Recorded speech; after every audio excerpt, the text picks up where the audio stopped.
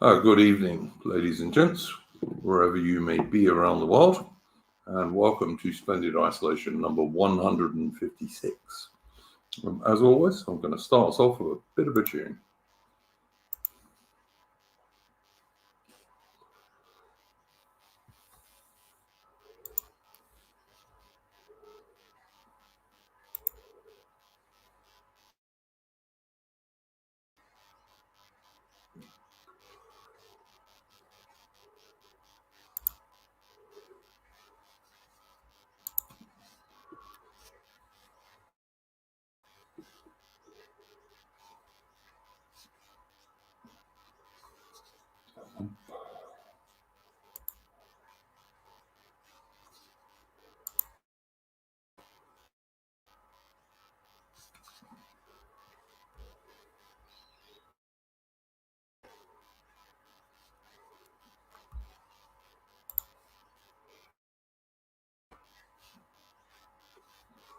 That should work for that one.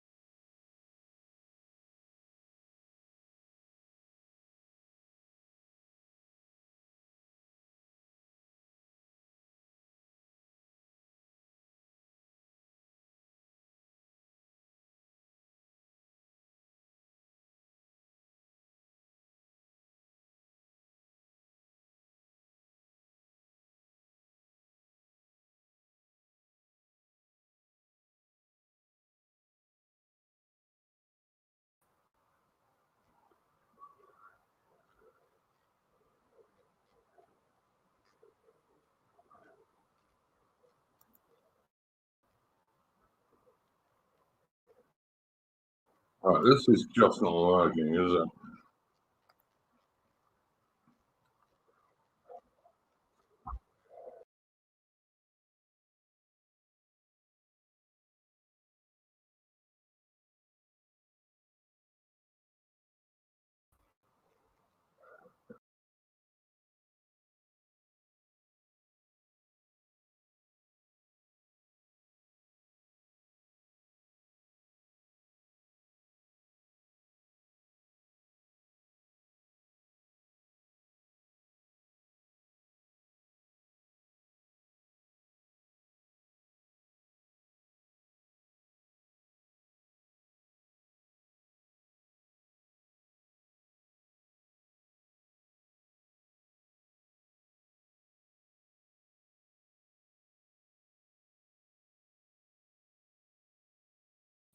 Oh no, what happened? He's gone. He's here. Hello, is this working? No. The coup is complete. Anyway.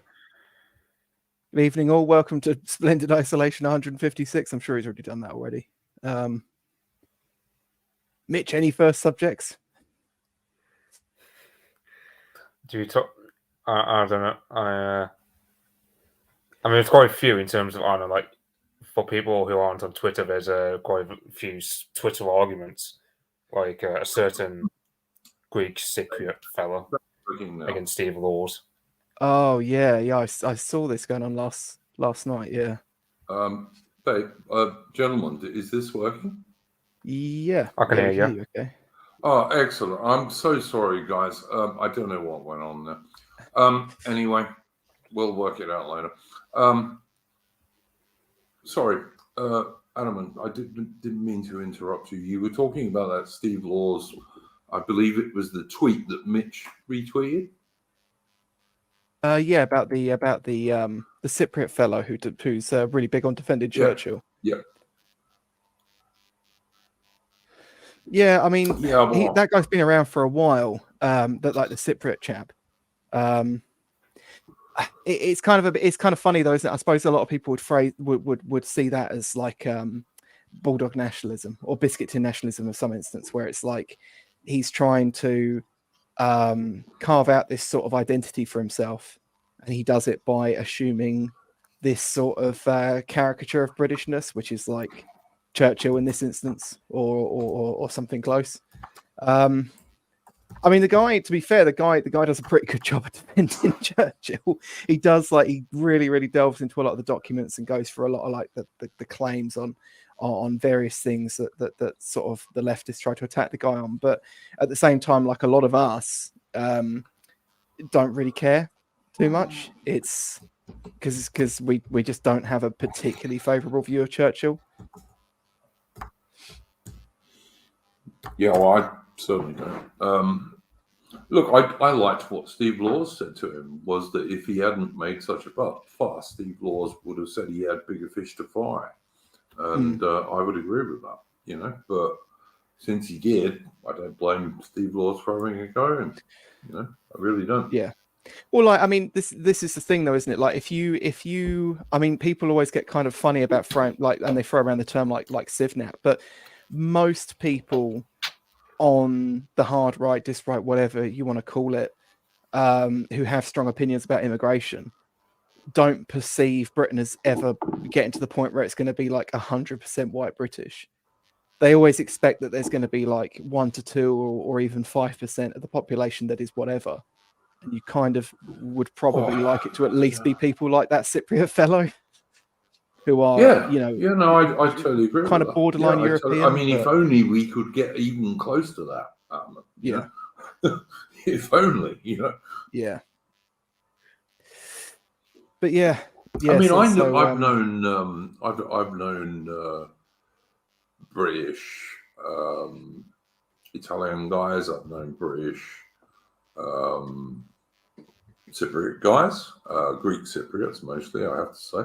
And you know, and British guys from Gibraltar, for example, who are often, you know, many Gibraltarians are very largely Spanish originally, but they're also pretty loyal, and I've got no problem with those people, really, to be honest. I mean, you know, providing they're not an enormous proportion of the population, I got no problem with having a certain number of those people in Britain. Especially compared to third-world immigrants who have absolutely nothing in common whatsoever with British culture, you know?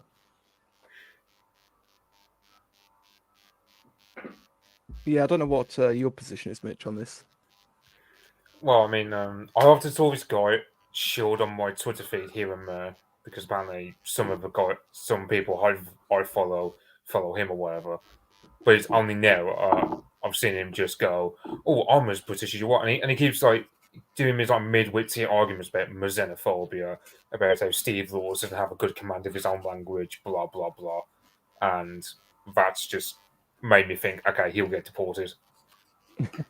He is that kind of desperately trying to LARP himself as a sort of like an English upper class in a way. It's kind of weird. He's a bit of an unusual fellow. I've got to say that years ago, Alman, I went out with a Greek Cypriot girl, and I mean years and years ago, like in the last century. And she used to say to me, she came from Brighton, by the way. She used to say to me, "Oh yeah, the Brits were terrible colonialists," and I just used to take the piss out of them. I used to say, "Yeah, right," you know. And the funny thing was, the other thing I would point out to her, I would say, "Well, yeah, but you know, if Cyprus was still British, it'd still all be Greek Cypriot and not half Turkish." You know? So there's that. I mean, I bet she didn't try to claim she was British though, or as British as you. No, she definitely did not. She was a bit of a lefty, to be honest. But you know, she was a young chick, and young chicks are almost always lefties. I mean, you can change them if they like you, but that's the only way young chicks change. They're always naturally just lefties, you know. Yeah.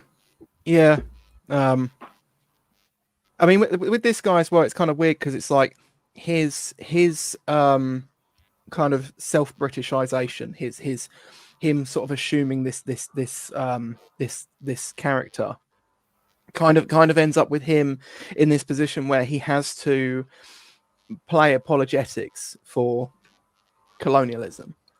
And it's like it gets to a certain point where you actually just have to sit down and go, well, you know, or at least we do, to sit down and say, well, you know, we did that because it was based, right? Because we did this or that. These are few things on the side that were a bit more harsh than what we probably usually did, because it was in our interest. And you know, fuck you for saying we should do otherwise.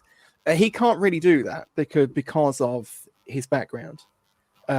Because you know, so that's always going to be, for him, the character is always going to have to be through the lens of colonial apologetics.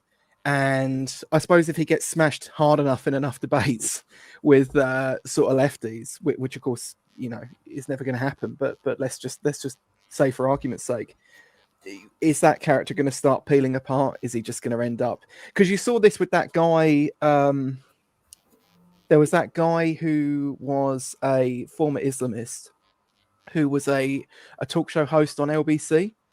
Oh yeah. I know. What Magic Noirs? Yes, Magic Noirs. Yes. He kind of went for a transformation like this. Like if you go and look at him now, he's sort of gone back to being slightly radical again. And it was just because he couldn't sort of hold on to this, you know, my sort of base liberalism sort of position that he had before, and it just sort of got peeled away over time. Yeah, you're also John Best in the chat says, sorry, Mitch. John Best in the chat says, "I hate Churchill, so I can't stand him." I don't disagree with you, John Best. I beg your pardon, Mitch. Do go in. You talk about something like Rakib Ehsan figure, however you pronounce his name, who always keeps shilling this idea about the Tories and the right should just pivot to this multicultural working class, like we should just accept multiculturalism, and instead we need to get all these Muslims who are socially conservative to vote for us rather than wanting to deport them and whatnot. Which has never been made to work anywhere, even as a political strategy, even if it wasn't dog shit to begin with. Excuse me for saying so, but what group do the grooming gangs in England and Britain belong to? I'm pretty sure they're the religion of pieces, but that's just me. Yeah.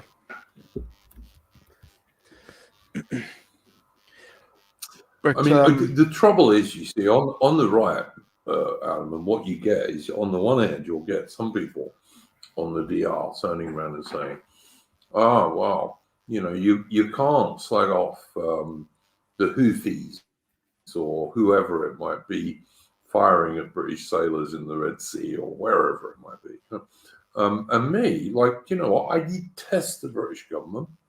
I detest the British Ministry of Defence. And I detest a very large, not a large number, but some very, very senior British admirals who just try and sell the Royal Navy as a diversity thing, a feminist thing, and an LGBTQ thing, which is what they do most of the time. And I detest all of those people, but that does not mean that I want British sailors on a frigate or a destroyer in the Red Sea or the Gulf to be hit by the Houthis. It doesn't. I'm sorry. You know, those dudes are just doing their job. Well, if anything, it's more likely to get those two minesweepers in where was those two ships docked in like Dubai or something, ramming into one another, or was it Bahrain or Qatar? Well, I can't remember where it was docked. Yeah, we got But, yeah, a couple that's of it. bases out there. Yeah. Well, I mean, I know Oman is very Anglophile. I don't know about the likes of Bahrain and Qatar or UAE, but I know Oman is pretty Anglophile. Since like the SAS helped them with that uprising they had in the 1960s or whatever it was. You know, so I can imagine that. But it's like, I don't know. I mean, you do look at the whole situation with the Houthis, and you go, "This is the main reason why the British Empire had that colony at Aden, because everyone knows to control that sea route. Yeah, absolutely, 100%. Yeah, so you wonder Americans don't just go, okay, then why don't we take the island of, say, Socotra, which is like that Yemen island, as close as Somalia, than it is to Yemen. Like, the Americans could do with, like, I don't know. Like, if I were America, I would just take some territory in that area to just keep tabs on the area, give them the Houthis, because... The Americans will never do that, Mitch. Well, what the American empire does is try and be an empire without actually controlling anything. That's half the reason why they're so shit at it. You know, it really is. It's because they don't control anything, you know. Well, it's very sort of... you know, the point is, you see prominent people on the DR they'll test you in the war by saying, oh no, all of a sudden all these British DR people are suddenly pro the gay and all the rest of it. No, I'm sorry, I'm not pro the gay, but that doesn't mean I want ordinary British officers and sailors on a British warship to get killed or lose limbs because of the bloody Houthi. It doesn't. I'm sorry. Well, so, I mean, on one hand, right, I mean, I can understand why we're bombing Yemen, given that the Houthis are dicking about with an international sea lane. But I don't like but I'm more against it because of 80,000 Yemenis who live here and who might become a security risk now because we're bombing their homeland.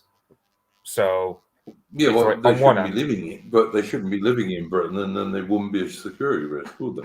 So that's the only take I've got with the whole Yemen thing is just look, I don't mind if we bomb their homeland, given that they are dicking about our trade lines. So you think the Suez Canal is the quickest way for oil from the Middle East to reach Britain. Otherwise, it has to go around the Cape of Good Hope, which makes oil prices and whatnot go up.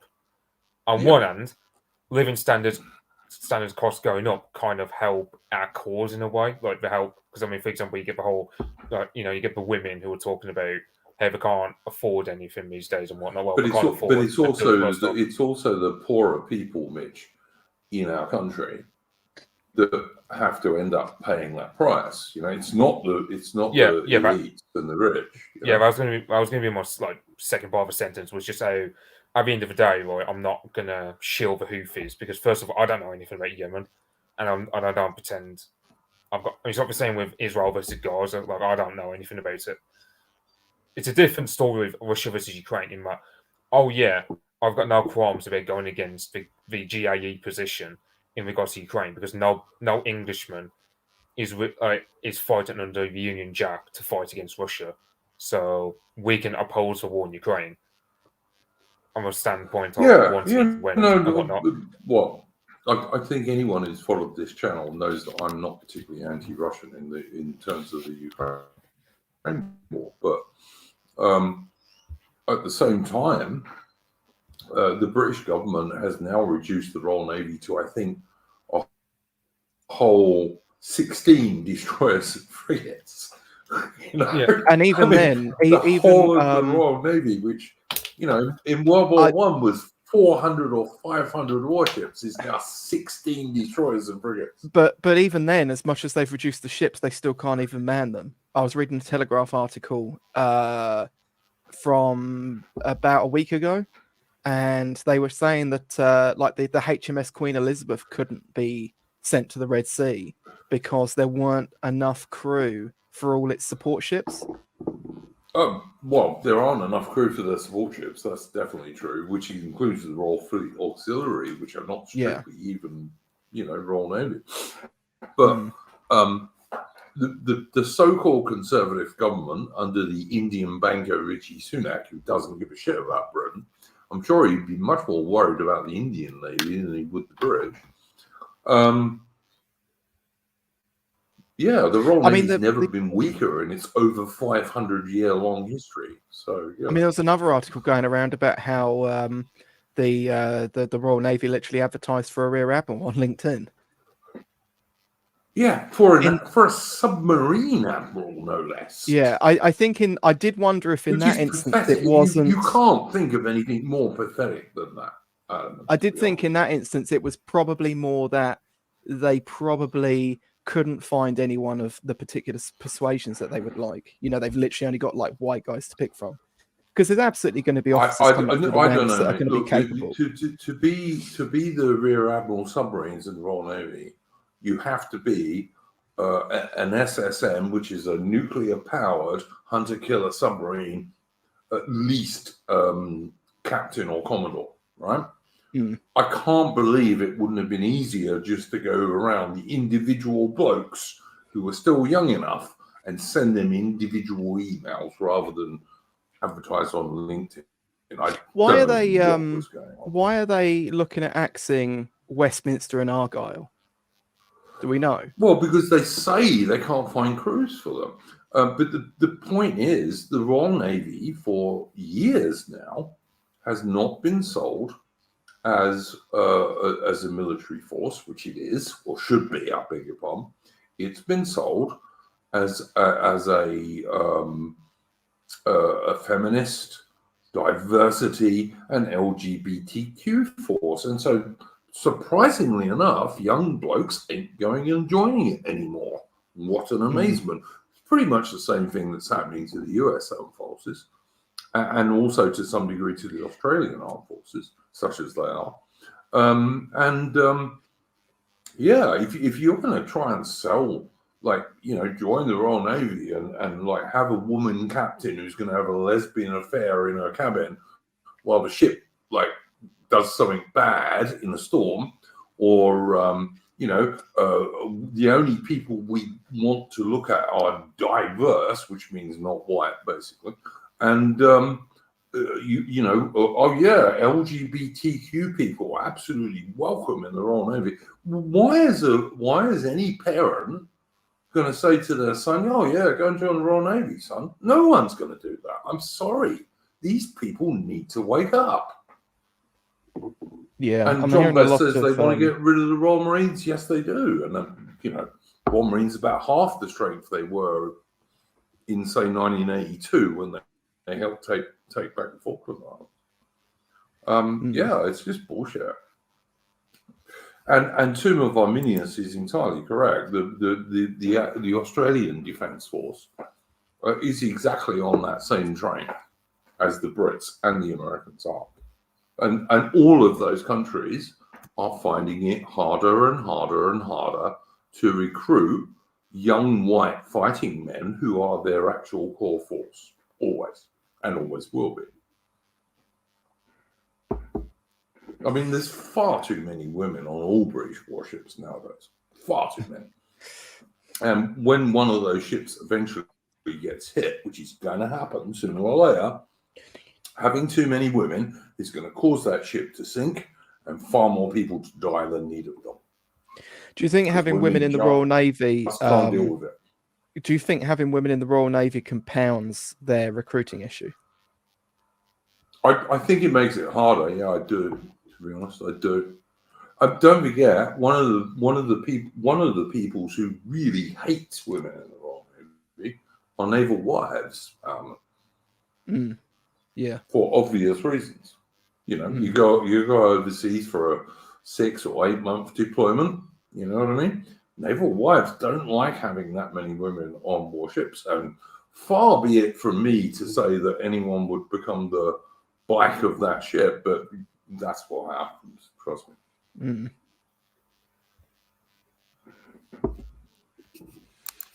They just do. Yeah, It's women.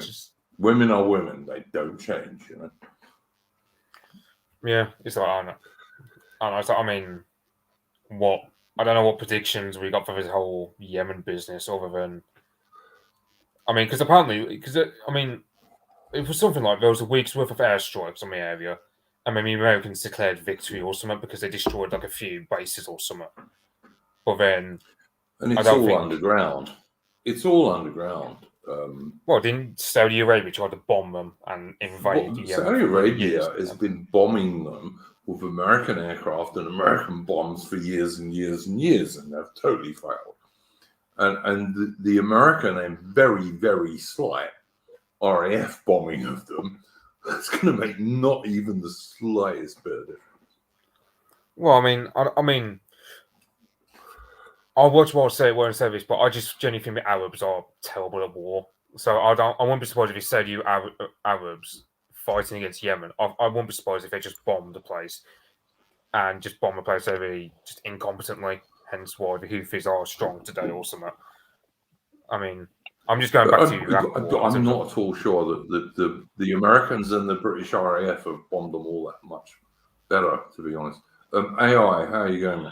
Hi everyone, Happy New Year. I'm afraid I can't stay for long. I got to work tomorrow and I've just got in, and I've also discovered under the floorboards that I can hear Yiddish. I can hear Yiddish under the floorboards. You have a tunnel under your floorboards. And I'm going to have to get out the old the van with the funny exhaust, if you know what I mean. Oh God! Oh, wait. You've got to be really careful here, AI. You know, you're flying dangerously close, given we're on YouTube. Make sure you get out the old bone mulcher as well. You know. Yeah, you definitely need one of those. Yeah. I know a chap who knows a chap who's well versed on the old wooden door question. So Yep. All right, guys. Chimneys. I've had 2 strikes on my channel recently. Please calm down, gentlemen. Sorry. You want to do it on your channel? I'm very happy, and I don't disagree with you. But this is YouTube. It's not free speech. I actually would say I might have a problem. There's a chap on one of the viewers who invited me on this Twitter group that he's got of like other based Australians, let's say, and he did an impersonation of you and me, Iron Duke. Did he? Yeah, and it's quite spot on. And basically, it starts with me talking about that group, and you sort of interject and you go, "Hold on, AI, hold on. Now, I agree with what you're saying, but we," and you go on to just basically say what you just said then. Yeah, I always do the same thing because I don't want my channel to get deleted. You understand? It's not, if YouTube was a free speech channel, I'd be pro free speech, but it ain't. So but yeah,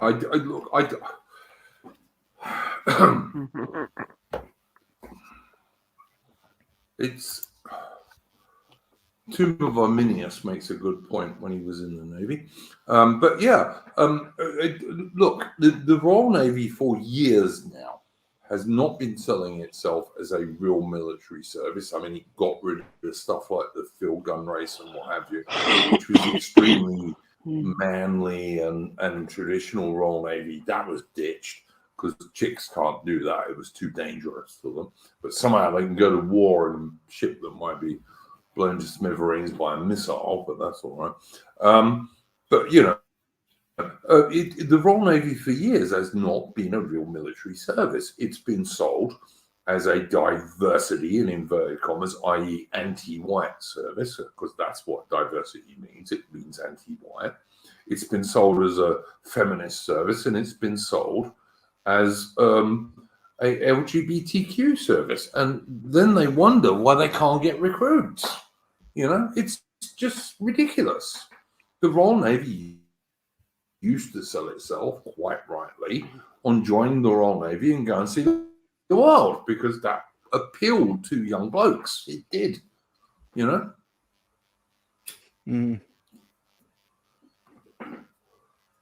Well, yeah, it's like as Morgoth said. That's my view on that.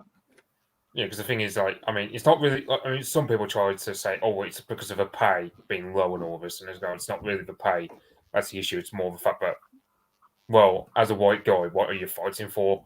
If you fight for the Royal Navy this time, like, okay, fair enough. You get to, I don't know, you get to see some adventure like the Red Sea, but you are serving a ship where a quarter of the crew are women. You have to constantly tread on eggshells because you might get a sexual harassment suit put up against you after a few months if you play your cards wrong, or just get seen the wrong way by them. Oh, and you could be blown to smithereens. Just 100%. Fighting so that the Middle East can be invaded on behalf of some neocon living in Whitehall or Washington, D.C. Yep. Or an Indian banker called Rishi Sunak, who no one ever elected to become British Prime Minister. But yeah, for sure. Don't disagree with that. I would just say to Richard Ford and Joe Boo in the chat, if you guys don't like this channel, fuck off somewhere else, boys. But anyway, you know. And I'm not even totally disagreeing with what some of you are saying, although you're completely wrong about Evelyn and Chris Gard. But there you go. I think Chris Gard is, I don't know if he's as anti-Evelyn as me, but he almost so at least. But anyway. So yeah, as I always do with these streams, and I'm going to ask you first, AI, because you can't stay too long. Did you have a first subject that you would like to bring up?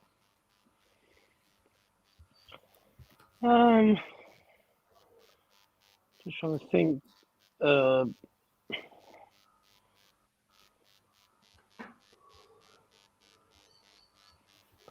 mean, the only thing, it's going to sound pretty normy. Have any of you guys been following the Sub-postmaster scandal? That's kind of big in several terms. Like we talk about like managerialism and the effects of it long term. I don't know if you guys have been following. It's been in the news. I've only been following like the basic. I've seen a bit about AI. I can't say I'm an expert, but yeah. Yeah. So I guess.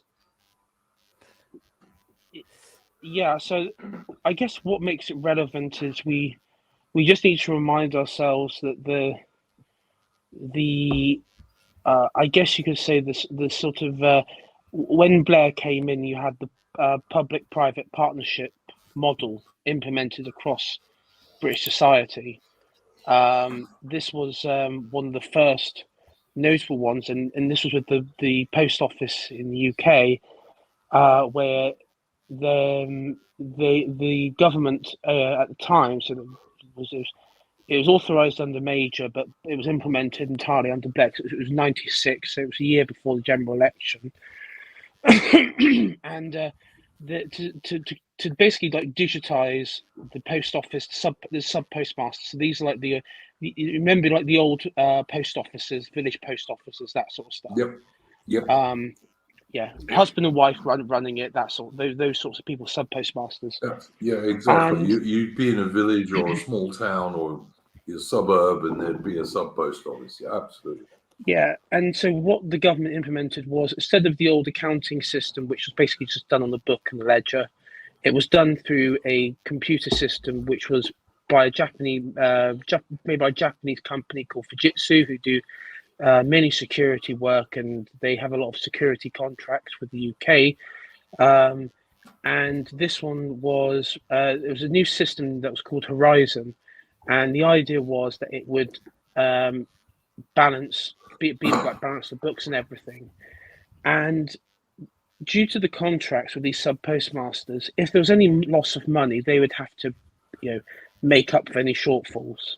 And so, as soon as Horizon was launched, sub-postmasters across the country were finding that they would log on at overnight or in the evening after a working day and find that there's a shortfall of, and in some cases, 20,000 up to £40,000, and they would contact Quite Horizon. a lot of money for a small business, for sure.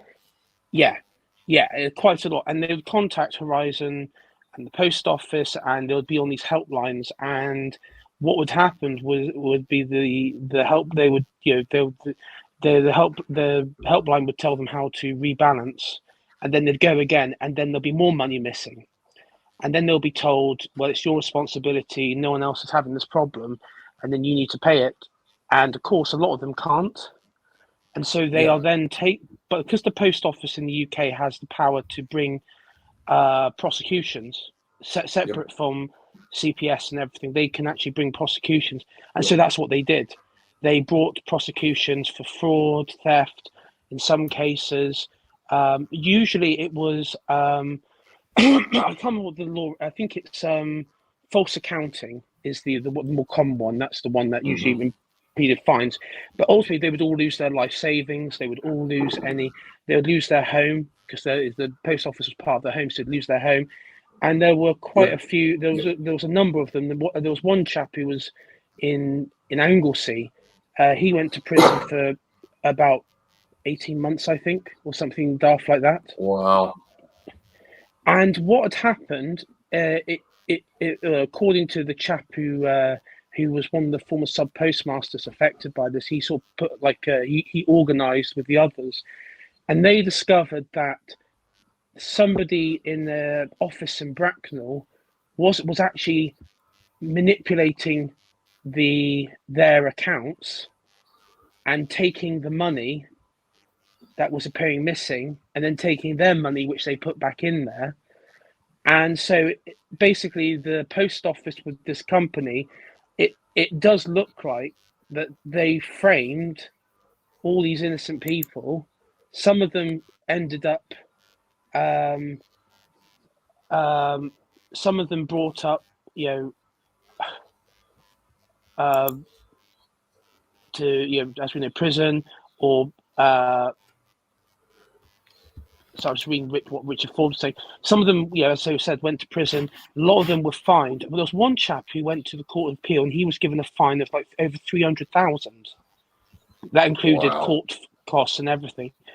And what you have in this is that, effectively it was framed. They were all framed, and they were, they were just branded criminals. And I think somebody just said that the point was that it wasn't. I can't remember us in chat who just mentioned it, but it wasn't. CPS have to authorise the court proceedings, but they don't have to actually bring the charges. And in some cases, and this is CPS's responsibility, these people who were accused didn't actually meet the threshold to be charged. I.e., if the police were investigating them, they wouldn't be able, because there's no evidence of any money missing. So what you're seeing is, and troubles in the media now, just to cut it short, because we've gone on a bit along about this, but to cut it short, there's been this massive containment effort by the British establishment over this, to basically say, there's errors in the system, that the post office, that this person, that, even trying to, there's this former head of the post office who's sort of become the scapegoat, and she is responsible. Don't get me wrong, she is responsible for a lot of this. But the reality is that there does seem to be mass criminality involved in this, where they deliberately thrown innocent people in prison, and ruin their lives. On these are I think the number's 10,000 sub-postmasters at the moment who've been affected. Does And it, can I ask you, AI, does yes, this certainly. affect, because in inner city areas, we all know that many of these sub-postmasters are third world immigrants, particularly from the subcontinent. Are these guys getting done too, or is it just white people, or is it a mixture, or what?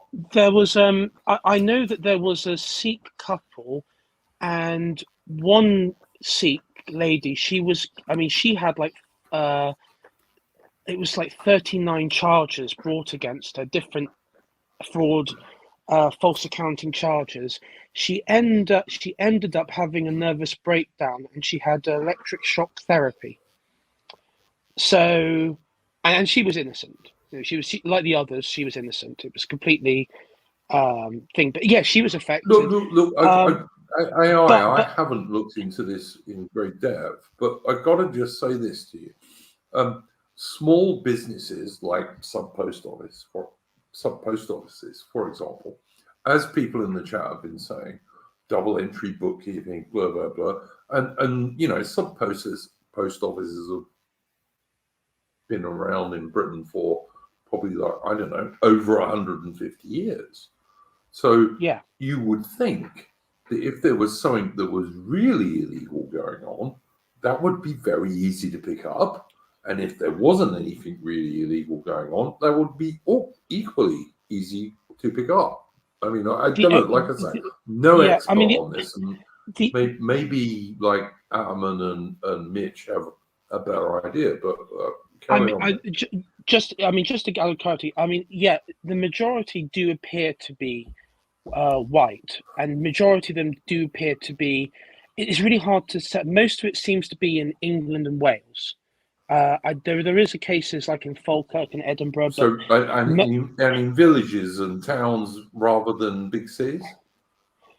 Yeah, I would say it's 50-50 when it comes to cities and towns and villages. It is a 50-50 split. But I would say out of all of them, what unites them all is the people who are affected were at the time, and obviously now today, obviously, were over the age of 60. Now, bearing in mind in 2000, because this was most of it's the early 2000s. So a lot of them have died of old age, illness, whatever. But a lot of them at the time, and a lot of them at that time weren't the people of that age group, and the age group now aren't particularly tech savvy. So now I would say the argument could be made. Well, a lot of the postmasters, sub-postmasters are usually older people anyway, but as I say, it does seem to be that a lot of them that were affected and the ones that were sent to prison were older. The chap who was sent to prison, Anglesey, he'd been working for the post office for 32 years. Most of his life he'd been working there. So, all of a sudden he decided to defraud people, which I doubt. But yeah. I can't say I know much about this, to be honest. Mitch or Adman, do you guys have anything to say about this stuff? I don't really know too much about it, to be honest, other than the bare bones basics of it. And I've got nothing really to add. I think AI's covered it really well. It's because I actually this is some Ataman deep lore here, right? I used to be a postman. If you go right back, it was actually one of my first jobs. I was a Christmas temp at the post office after leaving school, and then ended up transitioning to being an actual postie. And I actually really liked the job, but the Royal Mail as a company were really awful. And as you were saying, about them being able to file charges against people, completely going around CPS. They used to come into our office every couple of months, and they'd sit everyone down, and they'd give you this they'd always get some woman out, and she'd give you this really passive aggressive talk about how if you even so much as look at you know, that the post wrong, they're going to be, they're going to take you to court, and they don't take any prisoners, and all this, that, and the other. So yeah, it's a funny old firm. They're pretty shockingly bad. I mean, I actually know a guy who was also working there, and he now works somewhere else. And I mean, I've seen him since. The amount of times where I've seen him, and he said like, I'm so glad to have gotten out there. You don't realize how bad they were to work for until you left, you know. It's quite funny that makes because sense to me. Jobo in chat there, he just sort of says something which the reason why this story, because usually these sort of stories I don't really pay much attention to, because it's usually something or nothing, but in some ways it has similar levels of, I guess you could say, injustice towards the grooming gangs, because it's the state acting in a very, I think he sort of sums it up quite perfectly actually, in a psychopathic and rather evil way, and many of it towards native Brits. And even today, the media will not entertain the idea that these people even were wrongful. I mean, they are saying wrongfully convicted, but they won't say framed. Every evidence points towards these people were just framed. They were framed. There was no money actually ever went missing, because it didn't exist in the first place, and then the fuckers threw them in prison. Yeah. Look, yeah. all I would say to this AI is, like, I knew sub-post offices in English villages and stuff, because there was certainly never a real post office in a village. There was only ever a sub-post office. And mostly, like you said, there were mom and pop businesses, usually dudes and women who were in their 40s or 50s. And, I never really looked at them and thought, oh, yeah, these people are going to be big criminals, because they weren't. They just weren't. They were not those sort of people at all. Yeah. And it has turned out that Tony Blair at the time was informed about the potential problems with the Horizon system, and they're saying, because again, as you I think you said, Iron Duke, earlier, that didn't somebody realize, wait a second, why are all these sub-postmasters suddenly robbing the post office? What's going on here? And at the time, the people in government knew. And it isn't just like a Labour, Tory. People in Labour government, in Cameron, Tories, the Lib Dems, they were all in on it. They all knew about it, and they all ignored it. Like the grooming gangs, they all ignored it, largely because the utter contempt that they have for real British people, not the paper Brits, but real British people, is demonstrated, I think, in this story largely, and that even to this day, I think there's some psychotic glee that these people have, because they're sort of like, you have Labour now who are using this as, we're bash the Tories, and look at this Tory corruption, Tory, and then you have the Tories saying, look at the sub-postmasters are victims of not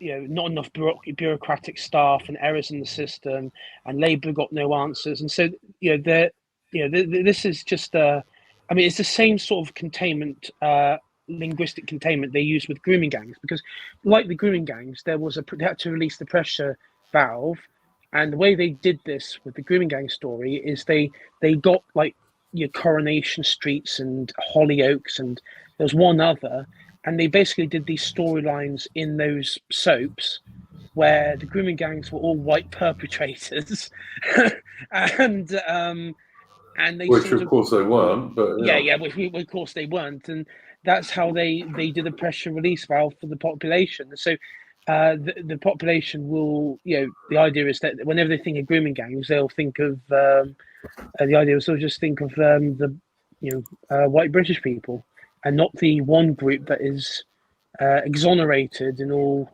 terms. Yeah, in every circumstance, and if a black guy is killed by a white person, then you can guarantee everyone will tell you a white person killed this black guy. If a black guy is killed, if a white guy is killed by a black person, you'll never hear it. They'll just say someone, a man. Well, I mean, again, when I was growing up, Andrew, we had several lectures in school on this subject about the killing of Stephen Lawrence. Like literally, Stephen Lawrence, it's like fucking Cain, the first murder, the only important murder that we have to attach to. Yeah. And even though far more white people have been killed by black people, of course. But the killing of Stephen Lawrence was to basically pass legislation that basically said that any act of violence done by X group on this group has to be and always will be racial, no matter what the context or whatever goes on. Whereas anything done to white people is never racial, of course. Never is. Never. Can I just say, Richard Ford, I've just put that post up on comments. It's the last one you're going to get, mate. It really is. I thought it was funny. I think it's funny too, but they're both perfectly good, old-fashioned British jobs that good old-fashioned people in Britain used to do. Nothing wrong with them, mate. No, I'm going to have to head off now. I'm going to head off. That's all right, AI. Thank you very much for coming on. No worries. I'll see you next week. I'll be on the show next week.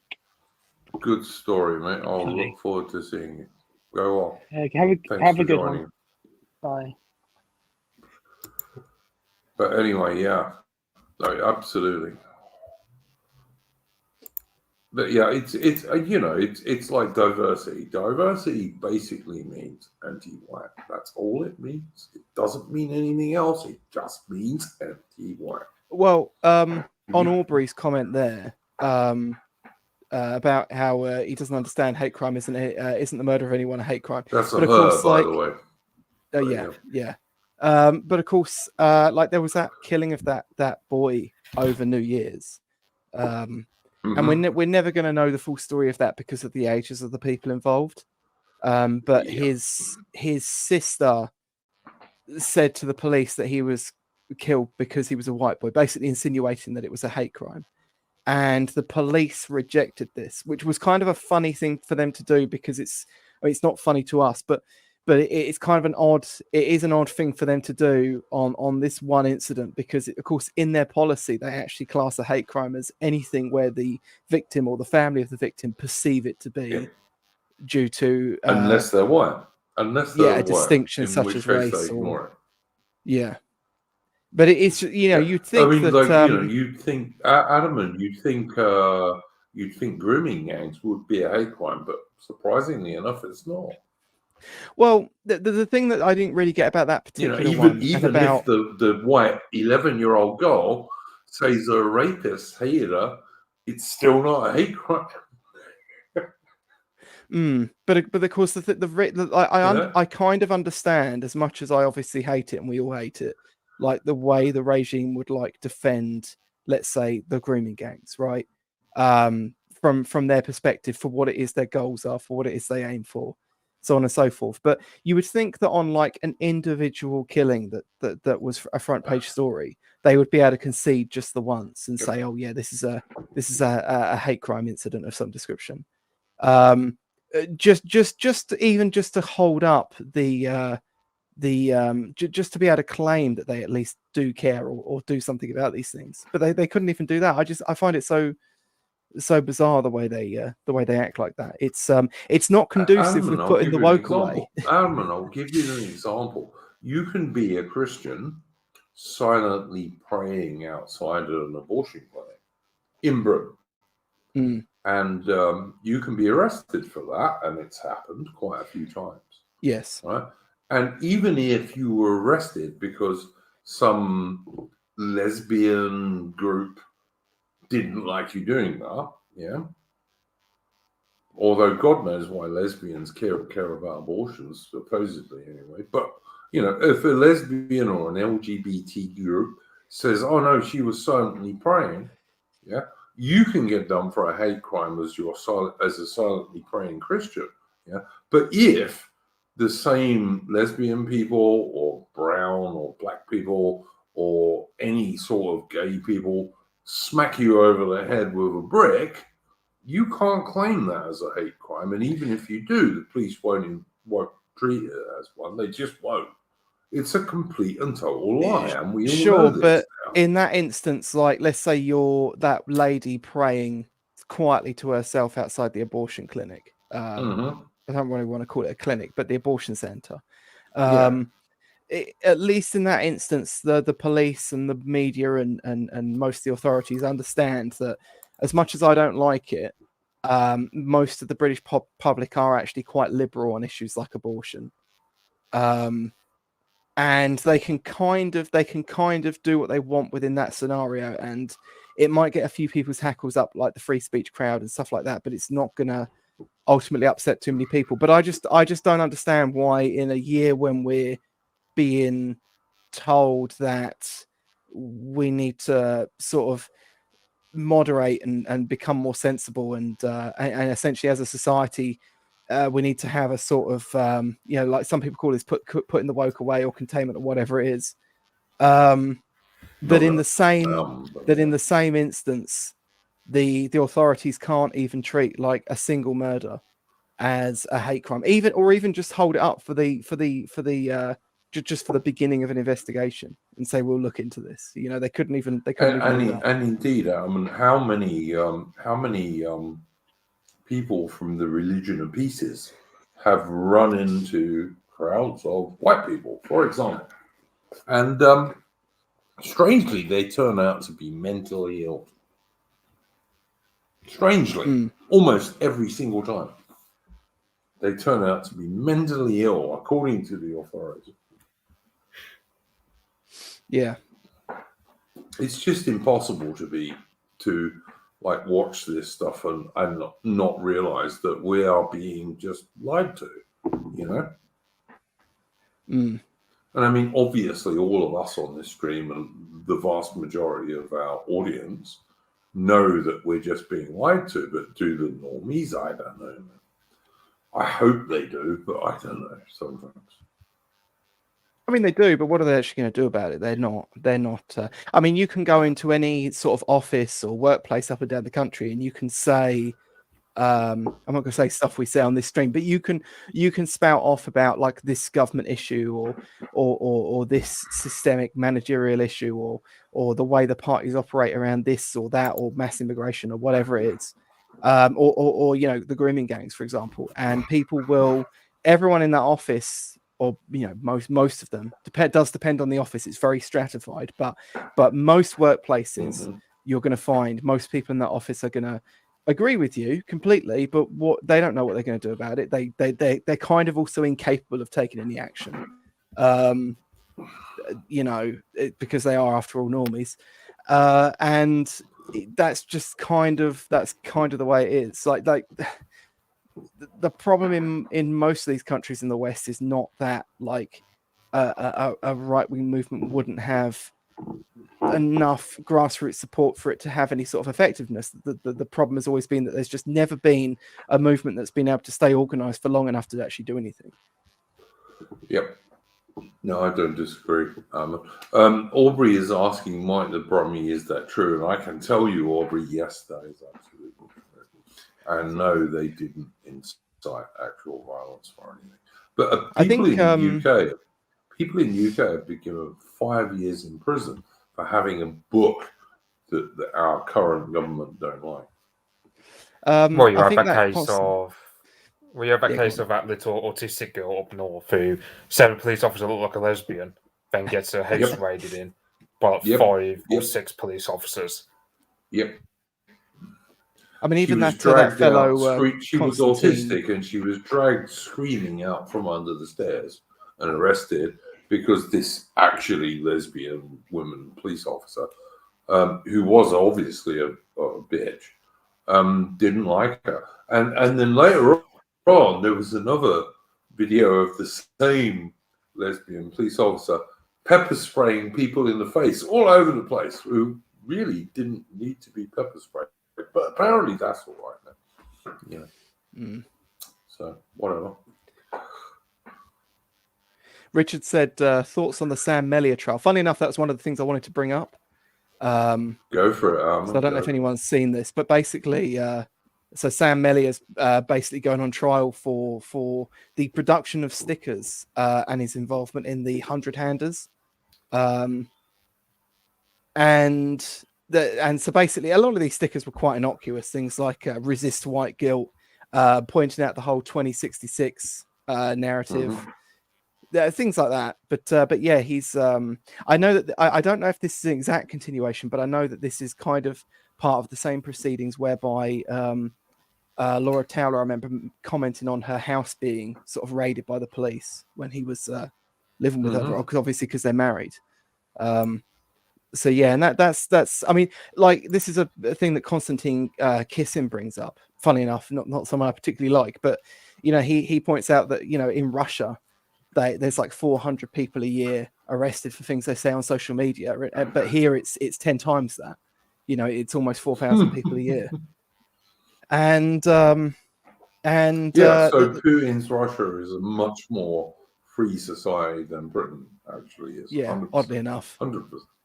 And that's with an actual strong presence of like Western thought trying to infiltrate it and create color movements on the ground and stuff like that actually do need to be suppressed if you're that government, which is not really the same thing we have to put up with here, but or at least not on any particular scale.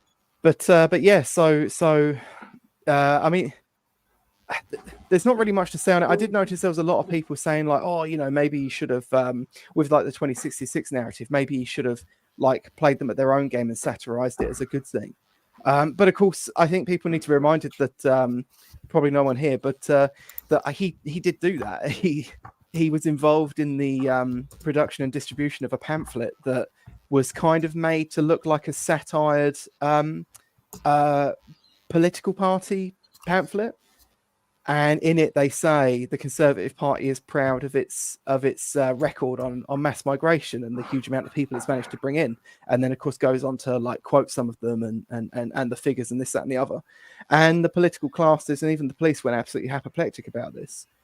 And there were Guardian articles, I think, at the time that were written where they basically claimed that he should be charged because it was fraudulently copying.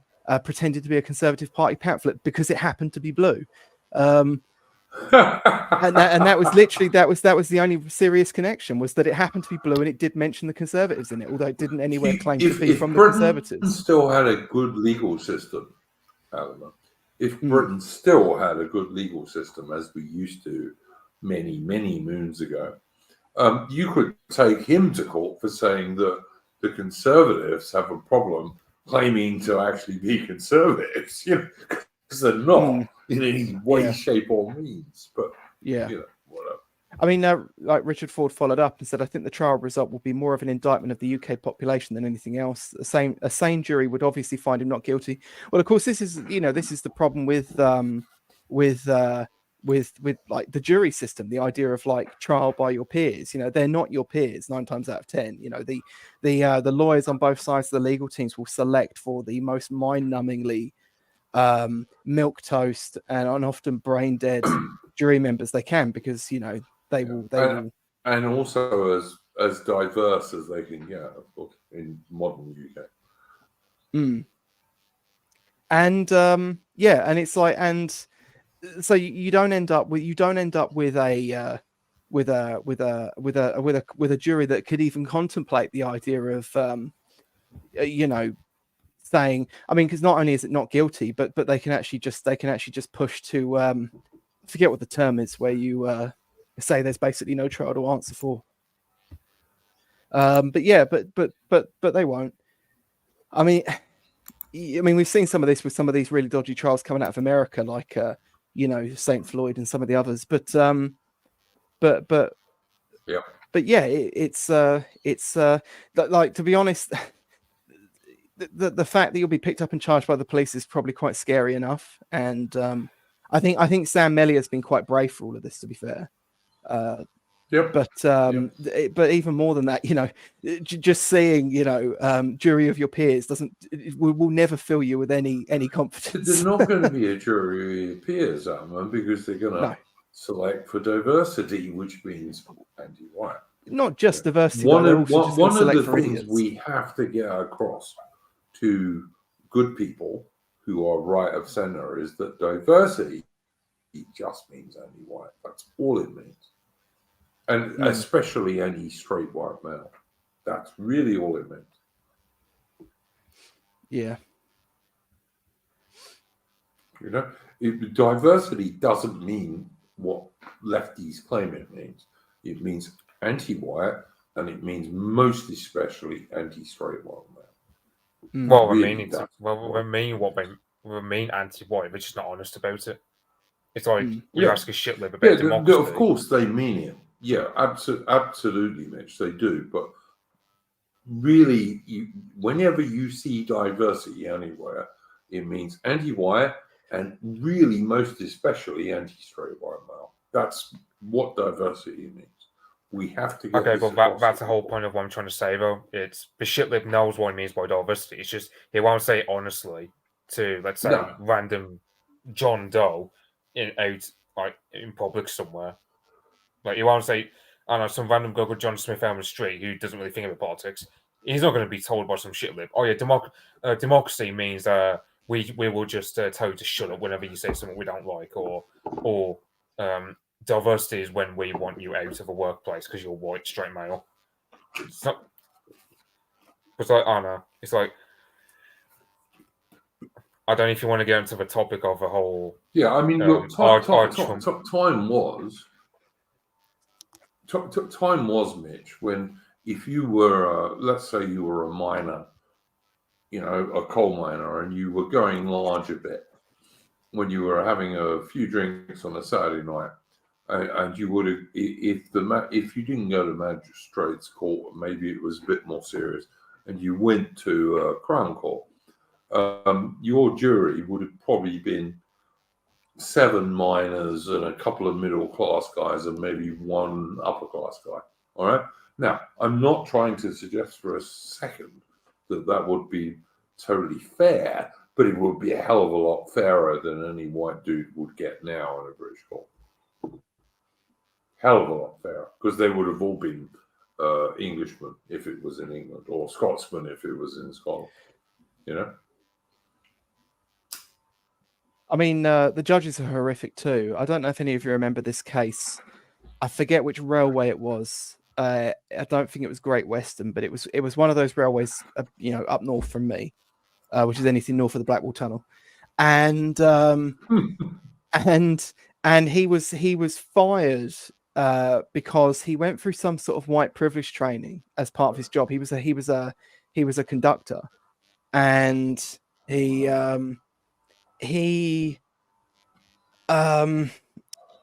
said afterwards in a private conversation, but I think it was in like a WhatsApp group or a Facebook group or something like that. But it was in like a private one, with just certain people in it. And he said, does that mean essentially that do black people in Africa have black privilege? And he was fired for those comments. He took it to court.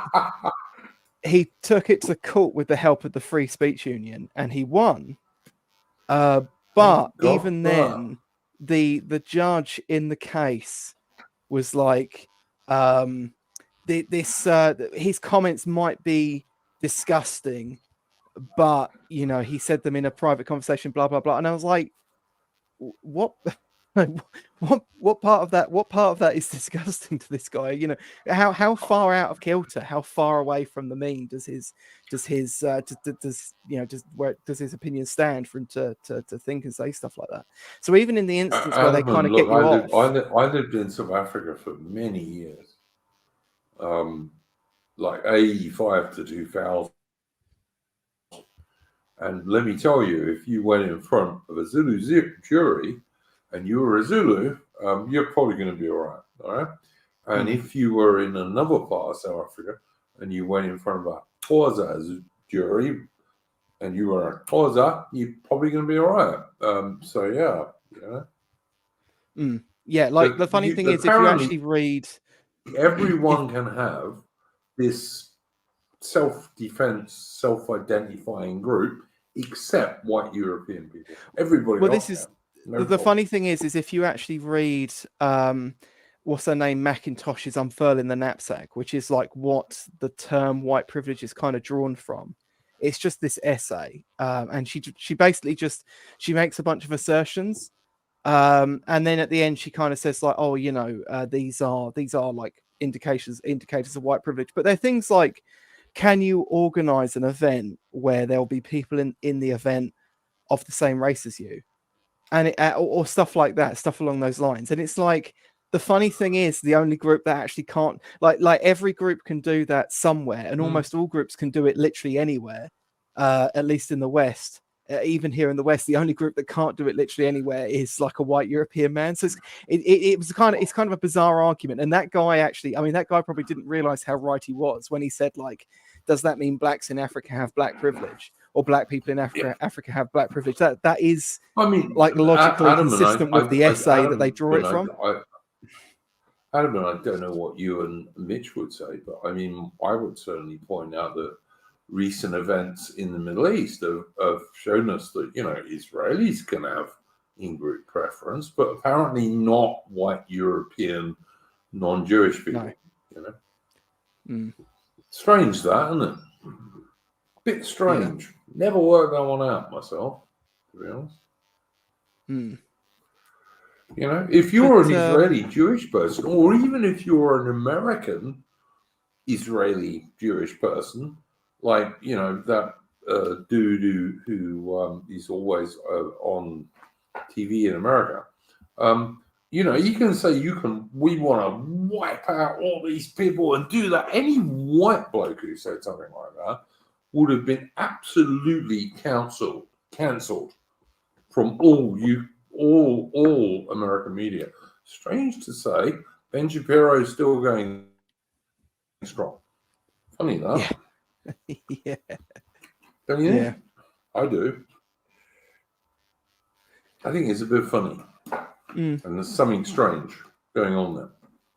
And I used to be, and you know this, Simon, because you've known me for years now, I used to be very dubious about that stuff. But, you know, the more that one sees, you have to start saying, it's like they're not even trying to hide it anymore, you know? Well, I mean, if you dig into like a lot of the people behind a lot of that whole like white privilege narrative stuff, it's all either women with white women with curly hair who want to be something else, or Jewish men.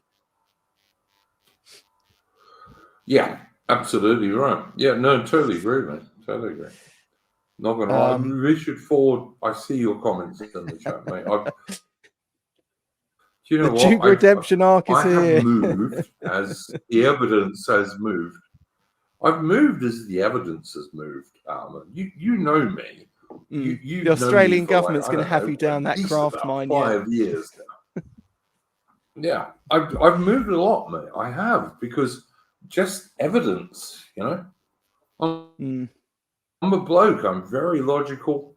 I look at stuff that really happens, and Ben Shapiro, if he'd have been a white Goyim bloke rather than a Israeli dual citizen, he would have totally got cancelled over what he said recently.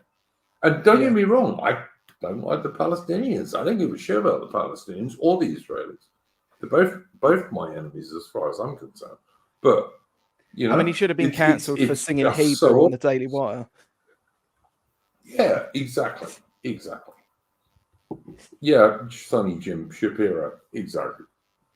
Can I segue this into one actual rare example of a white course. Gentile pushing a white male Gentile pushing this bullshit? Go for it, man. So I don't know if anyone's heard of this guy called Simon Harris. This was actually a story I wanted to bring up last week, so it is a week old. Is this the Simon Harris who died a long time ago? Who used to No, live near Barcelona? not Simon Harris from within our circles. I fucking hell, I forgot about him. That's a blast from the past. Poor guy. Yeah, I've been around a long time. Yeah. But so this is a guy called Simon Harris from Southend-on-Sea. People were probably aware of him without even realizing. Academic Agent, even though I don't think he remembers this, actually made a video on this guy 2 years ago. Not specifically on the guy, but on something he'd done. And what it was he'd started a fundraiser called on justgiving.org called Help Our Own, but R not spelt as in our, but R as in ARE. So like a deliberate misspelling to sort of mock people that say we should help our own first rather than helping immigrants or refugees or whatever it is.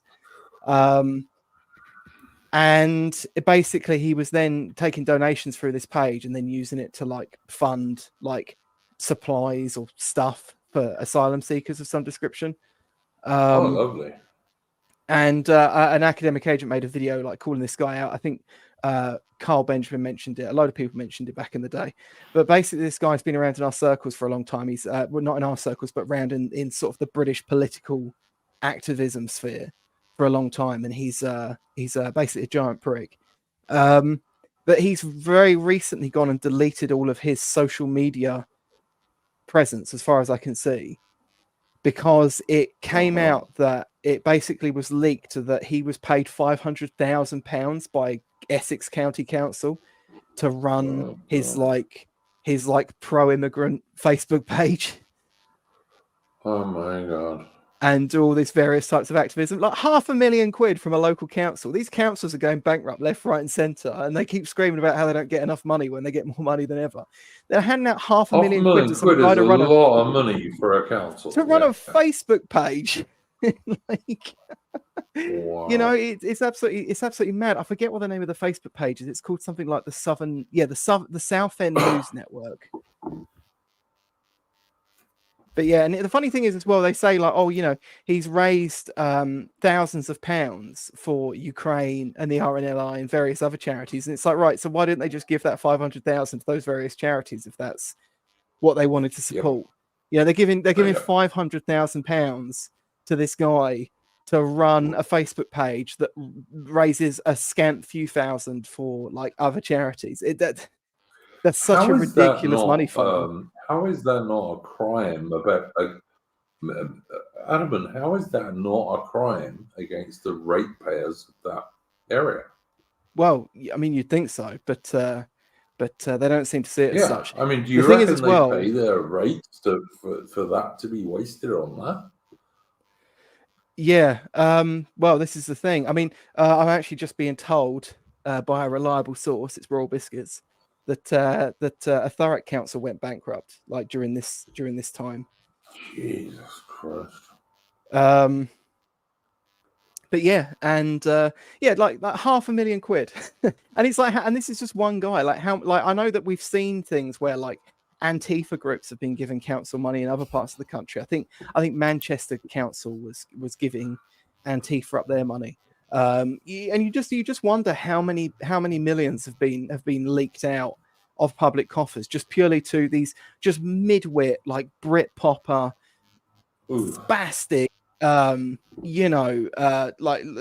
political pundits, you know, and various other like talking head types who you know couldn't run a bath, but you know they're literally in this instance given £500,000 just to run a Facebook page. Just insanity. You gotta imagine ordinary families in that area, ordinary old age pensioners, all desperately trying to pay their ever increasing rate bills, and they're giving it away to this wank who uses it for propaganda, and he can then just totally like get rid of his internet presence and presumably keep the millions and millions of quid that he's been given. Yeah. I mean, in this one, it's $500,000. I think the total amount is actually £493,000. That's the total amount. Wow. And that's between that's your grandparents, your little old lady grandmother living on her own, and you know, families you can almost hardly afford to even start getting on housing ladder, but they can pay that money and it can be used for that shit, you know. The dates that this money was given to him was between June of 2020 and April of 2023. So some of it says they vary in value from £500 on May 19th, 2021 to £100,000 on August 11, 2021. You know, and it's like another end of this is like, I mean, I think we talked about this at the time, but that lady Ngozi Fulani, who accused the Queen's lady in waiting of the one who changed her name. She changed her name, by the way. That wasn't literally her original name. Yeah, changed her name to the most African sounding name she could. Dressed African, went to an event in the palace for foreign dignitaries and foreign charity officials, and then took offence when the lady in waiting thought she was foreign. Which to be fair, I don't even think. Yeah, I don't even think that actually happened. Because she said she recorded it, but we've never heard the recording, and no journalists that ever covered it ever actually confirmed hearing the recording either. And we all remember the wonderful African dancing at the coronation, which was so great. But yeah, I didn't even watch it, man. I only saw the only thing I saw at the coronation. I watched the Queen's funeral, which actually made me shed a few tears. Probably wrongly, but then, you know, I did when I joined the British Army. I did actually pledge allegiance to her. And I actually hated I didn't hate it, but the Queen's coronation actually made me shed a few tears, which I very seldom do, being an humble bloke. But I did never watch King Charles's coronation. I couldn't have. The only thing I've watched of that is the odd thing I've seen on another stream, because I don't regard King Charles as my king. I just don't. I'm sorry. He's not, as far as I'm concerned. Yeah. I left the Discord of a very royalist group because I told them I can't regard King Charles as my king. I'm sorry, I just can't. I have some hope that his son might be better, but it's a very, very, very small hope, to be honest, if I'm honest. But yeah, I don't know. I think you made a very good point, and makes me more black-pilled than I was before, really, to be honest. Well, I mean, Jobu said in the chat, if I can find it, I mean, that's why we will win. The sheer amount of propaganda required to keep the multiculturalism project going is a tell. Yeah. If it stops, the public will revert. I thought that but this is possible. Yeah, I mean, this is the thing. They have to keep the boot on the neck, because the moment they lift it off, you know, the lashing they'll get will be pretty extreme. I hope you're right, man. You know, because it's like what could you do with just with the records on this stuff in terms of like fomenting public anger against these people? You know, all I'm going to say is the people that give funds to these people, the people that propagate this stuff, they all have names and addresses. They do. Yeah. But it's also like that's probably why do anything, but not that we would do anything bad to any of these people. YouTube. We just deliver mail. That's all. Diversity is our strength. You know that. But yeah. Sorry, Mitch. Well, yeah. I mean, Well, it's like you get the whole thing about, because I mean, if you, I mean, Germany the past few days, for example, it looks like they're going to end up banning the AfD, and we're also talking about banning Trump off the ballot because a lot of states did it. You reckon that's what they're going to do? Yeah. Just to be so, because I mean, it's like less than a boot off a neck. Well, that's the thing. It's like, I mean, Morgoth reckons that if Trump were to be elected once more, it'd be acting like a Gorbachev, but for the American Empire. Like he wants to reform it so that it becomes a lot less anti-white male, becomes a lot more meritocratic, more free speech. Like Elon Musk and Trump are more sort of meritocratic and more inclined to free speech. And if that were to happen, then that would kind of start a cascade effect against pretty much the entire program. Mm. I mean, it's like you take on a perestroika, that kind of did this cascade effect of just destroying the entire communist system. Because the thing was, once the Soviet system stopped, like gave some freedom more to the people, the entire system just unraveled because its foundations were a lot shakier than Gorbachev accounted for. So Yeah. I mean, Gorbachev was a funny one. Yeah, I mean, he also made some pretty like the funny thing is that he sort of changed the system, and it sort of, I mean, the Soviet Union was kind of destined to collapse already at that point, I think, but he definitely marked sort of the hard beginning of the end for it. Although I don't think that was intentional on his part. well, yeah, I think it's just he wanted to reform it to basically do to Russia what Deng Xiaoping, or whatever his blue name is, in China did, in terms of scrapping all what Mao Zedong did while keeping the country together. But Gorbachev just kind of went too far, and he didn't account for how fragile the Soviet system really was, and he ends up collapsing. But that's one reason. That's why Morgoth reckons that.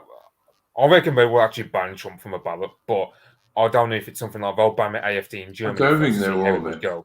Mitch. I don't think they will. I think like I think the Democrats are that batshit crazy. They would actually do it.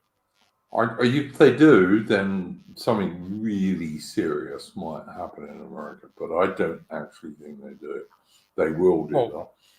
Well, it's like the AfD because it would just lift all the scales off the normie Americans' eyes that they don't actually live in a democracy at all, and it's like worse than the very worst banana republic in Latin America. Even the Democrats, I don't think are that stupid. But in some ways, I hope they do. In some ways, I hope they do, because I think if they do ban Trump off the ballot, that's one of the chances we have of something really enormous happening. And like the American political system, for example, totally changing, which could in turn lead to some chance of Britain, which is sadly these days nothing but a total poodle of the Americans, also having a change. But that's just my own view. Well, I mean, Adman, what do you think about that, man? Well, actually, I think Mitch should carry on his point. Sure, well, sorry, but yeah, I'd like to hear your view afterwards, Adman. Sorry, Mitch, carry on, mate. Well, I mean, it's like the AfD in Germany, right? They've been getting they're pretty much the most popular party in Germany at this point. They've got a quarter of the electorate saying out in open that they're willing to vote for the AfD, and then you've got Olaf Scholz and the German establishment. They're pretty much saying they're like the rhetoric they're coming out with looks like they will actually ban the AfD. I don't think we could actually do it because the AfD is too big at this point. Like they've got social media, they've got everything. It's like when you look at Germans are going to be very unhappy, Mitch, if they do that. Well, the thing is, right? I mean, if you look at the Spanish Civil War, like what happened before, the Falangist party was pretty much banned by the Spanish Republic just before the Civil War broke out. What happened was the Falangists went underground. Their popularity skyrocketed after that. They had like tens of thousands of young men just join them straight off, and because the Falangists knew that electoral change was not going to happen, they turned to more extrajudicial means. Like they would often like shoot at communists who would shoot at them, and Mhm. it just skyrocketed in political violence and whatnot because that's just what happened. I think that's I just think it's a nuclear option. I don't know, but I man. wouldn't be surprised if they I did. can only go on. I can only go on my American friends. All right. I think even the Democrats, like the more sensible Democrats, which I grant you might not be most of them these days, but even the more sensible Democrats realize if you ban a former American president, a former commander-in-chief of the American Armed Forces from the ballot in America, that just makes America like the worst kind of banana republic that no crappy little dictatorship in South America could ever be. I just think even those guys could probably see that. And if they do that, I just think you'll get people like Academic Agent and other people on the DR turning around and saying, "Oh no, nothing's ever going to change in America." I reckon if they really ban Trump or they put him in prison, that's one chance where something really big might happen. Actually, but I don't know, bitch. What do you think about it? Well, it's like I mean, Germany, they do have a history of banning parties. Like, for example, you have a Socialist Reich Party, which is like a sort of NS sort of party after the Second World War, got banned because it got a bit popular in northern Germany. So Germany does have a history of banning right-wing parties who get too popular. I just don't see how they can, because you can't suppress the AfD fully though, because they're too big. Like there's a quarter of a German population who vote for them at this point, and they're the most popular party apparently, if you were to believe the polling. I don't see how. Yeah.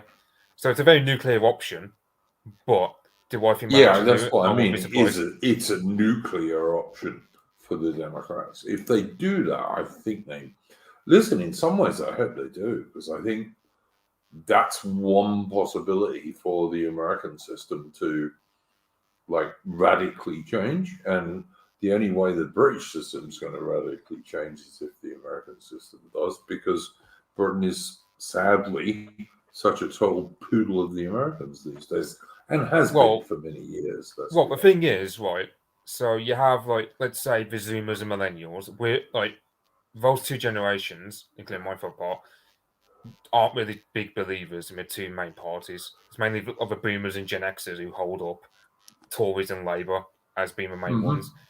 Mm-hmm. So I reckon once Boomers and Gen Xers die off, it'll be a case where politics gets more radical, because among my generation especially, it's more the moderates are few and far between compared to the radical parts. Like you either get radical shitlibs. Oh yeah, Mitch, I totally agree with you. But what I'm talking about is this year. This year. Oh, I thought you talking about. No, I'm talking about if they ban Trump, or even worse, put him in jail, which I don't think they will. But if they do, either of those things, the thing is, they've been bigging up American. They've been bigging up January 6th as being an insurrection. Now, technically, that's because I mean, it's a 14th Amendment. I believe Mitch, forgive me for interrupting you, but how is it possible for the President of the United States, who is the Commander-in-Chief of the American Armed Forces, to do an insurrection against himself? It is not. Duke, I'm not disagreeing with you here. I'm trying to say that's what the left are trying to unironically argue. Yeah, but let's say you were to believe that. Yeah. Anyway, if let's say you were to believe that it was all an insurrection, blah blah blah, say what you ever will, then it falls foul of the 14th Amendment, which is liable reason to get Trump off the ballot. Which is what was it Colorado, or I can't remember which state it was, but you also had Maine. Yeah, but Mitch, you do know that was an amendment that was brought in 1865 or 1866 to try and Duke. It was to try and keep Confederate politicians off the okay, but the left are trying to use it right now to get rid of Trump. But the point is, But the point is, Trump was American president, not Confederate. He was the American president. He was the commander-in-chief of the American Armed Forces. He cannot do an insurrection against himself. It's just not fucking possible. And you have to have an insane brain aneurysm to think that he can. Right, but You know?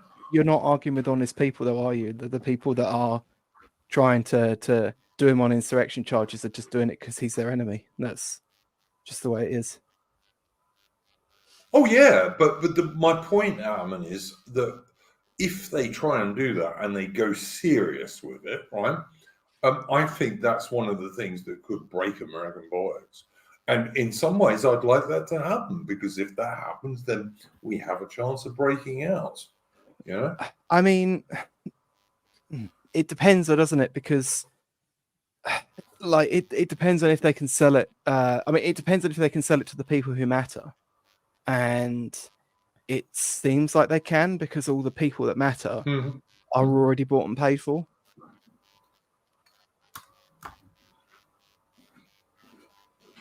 I mean, you can still see, like Brexit did this here, right?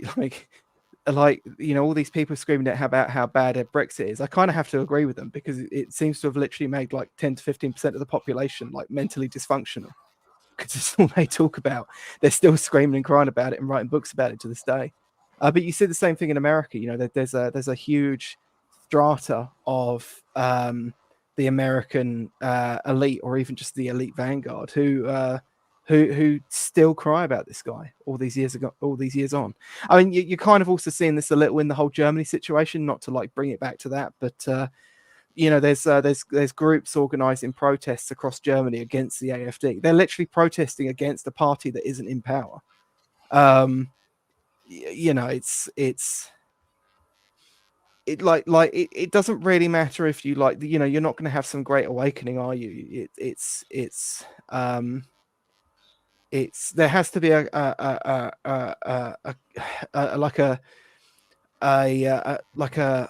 what would be the right word? Like a convalescence of various forces that can organize as a sort of counter force, and that just simply isn't there. You know, the people are very frustrated, and a lot of people out there are really pissed off with the way this is being played, but ultimately it doesn't matter. Look, I don't know. I'm not an American. Okay, I know quite a few Americans, and I know quite a few good Americans, by the way. And there are some people on our side, on the DR, who think that, you know, all Americans are bad. I'm not one of them. I know that there are a lot of pretty good Americans. I think in some ways the best thing would be for the Democrats actually to jail Trump. Right? Which I don't think they're going to do, but you know, in some ways, I think that would be the best thing to happen. But even if they just remove him from the ballot in a lot of states, more so than will happen in England, you know, when they look at Rishi Sunak never being elected by anyone. In America, I think if Trump, who like has been an American president and the commander-in-chief of the American Armed Forces and blah, and blah, and blah, if he gets actually taken off the ballot in many states, I think many Americans are going to think to themselves, you know what? This is not the republic that I was taught about in school. You know? I really do. Because I think Americans are more into that shit than we are in Britain. Yeah, like that's probably true. But the thing is, you need to have there needs to be enough people who are, so you know, you get like your overproduction of elites, right, where you end up with too many elites for too few positions of power.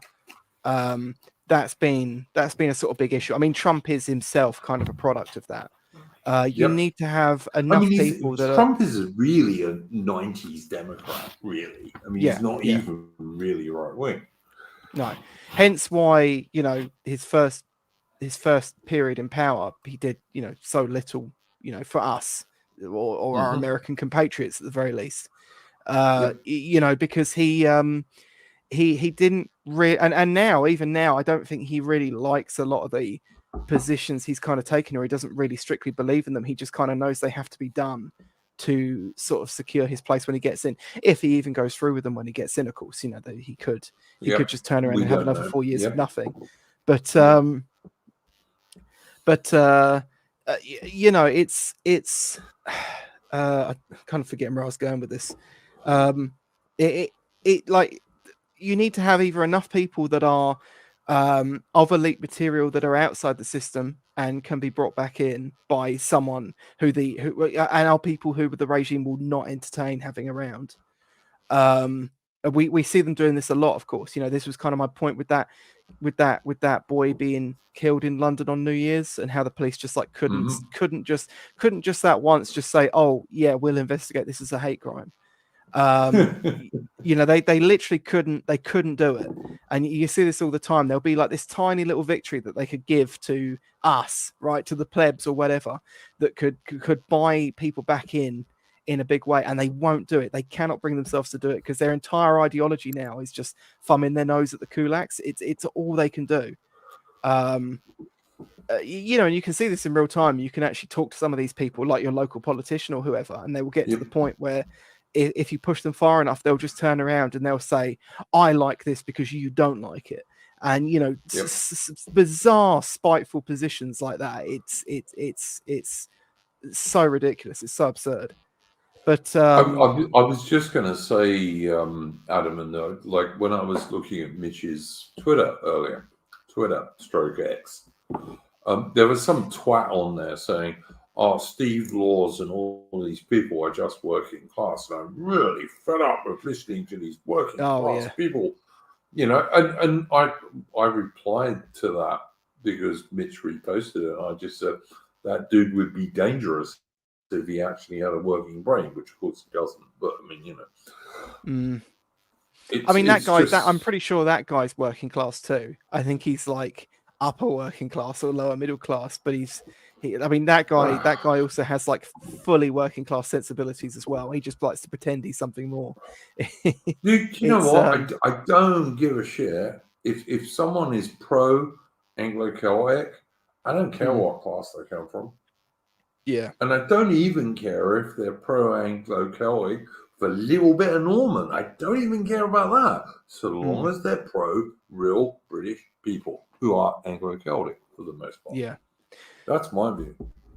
But I mean, that's kind of like, that's one of the few things that communism got right, is that, or Marxism, is that the most important thing, if you of course disregard race and ethnicity, which is the most important thing, the most important thing is the relationship that people have with the market around them is ultimately based on whether they own the means of production or whether they don't.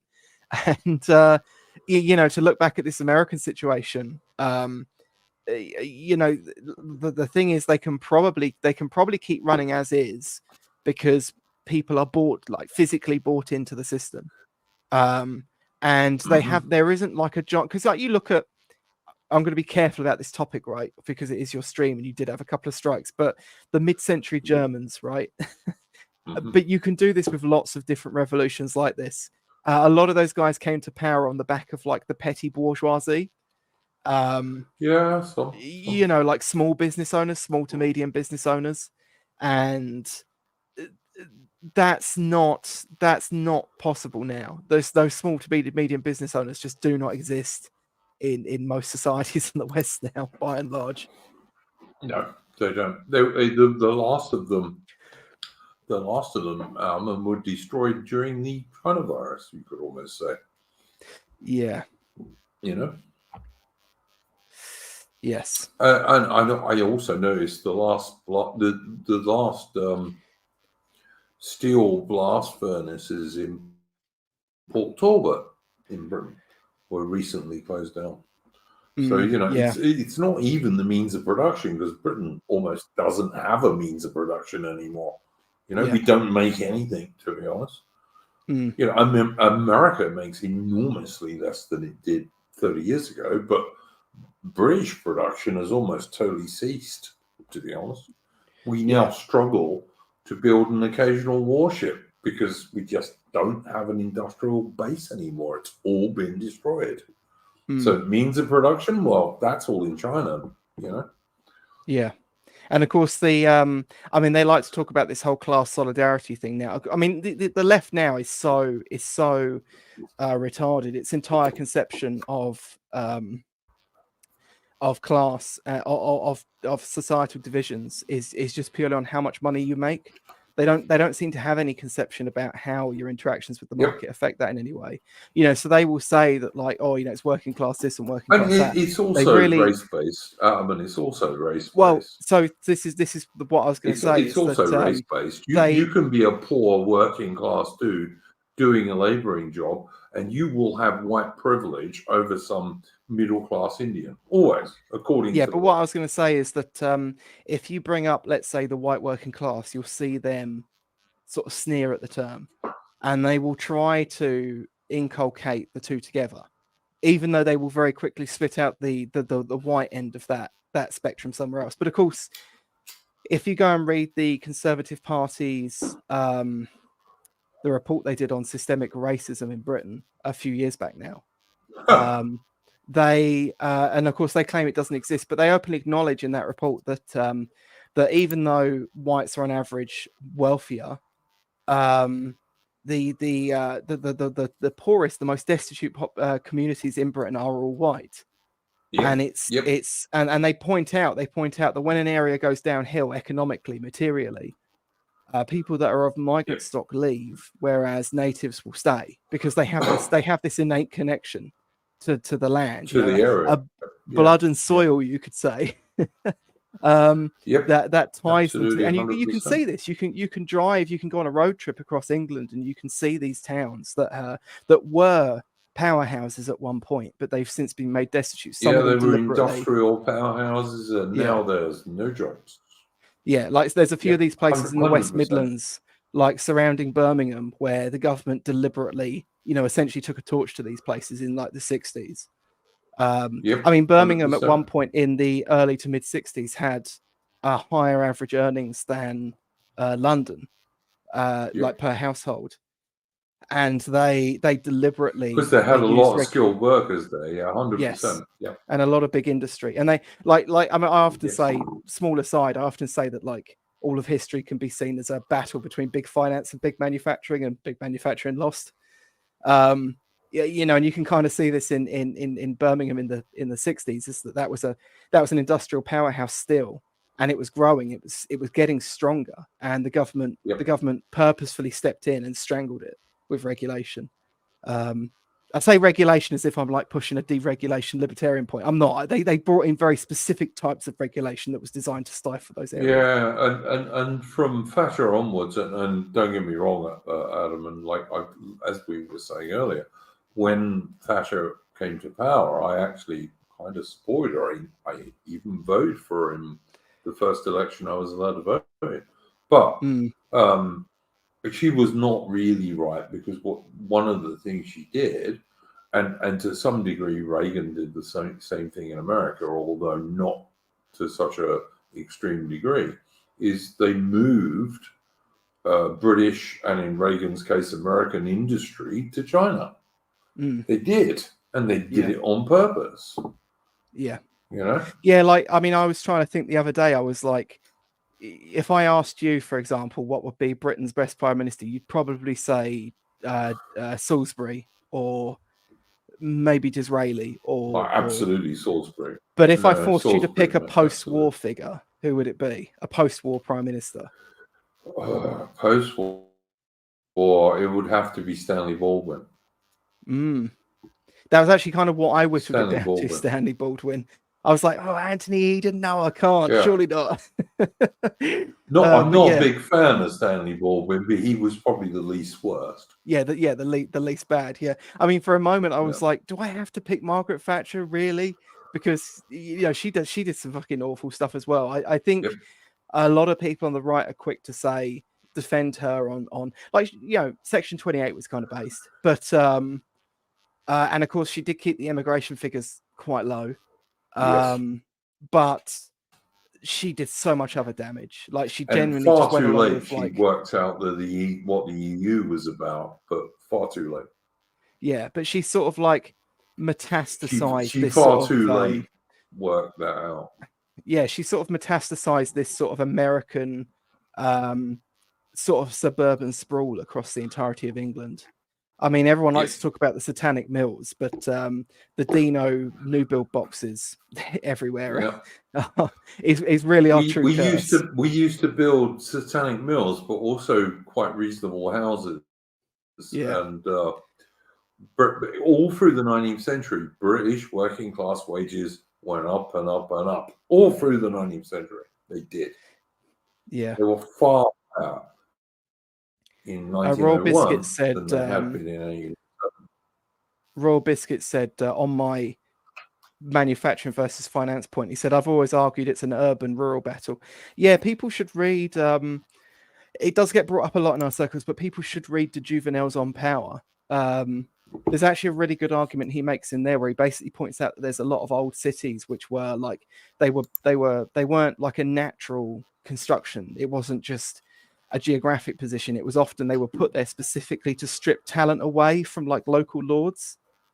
And you can kind of see that if you actually look at some cities, they don't make any geographical sense at all. Even when you look at why they were there historically, often you'll look and it just turns out that there was like a strong lord in that area, and they wanted to draw talent away from them. Yeah. Raw Biscuits is at least satanic mills actually produce something. Aubrey says, what the hell are satanic mills? You need to look into things like Jerusalem, the English kind of fairly lefty anthem, and that sort of stuff to work out that, Aubrey. But yeah, there's a nice song about the South Staffordshire men, which I have played on this stream before now. And that's the part of the world that Mitch comes from.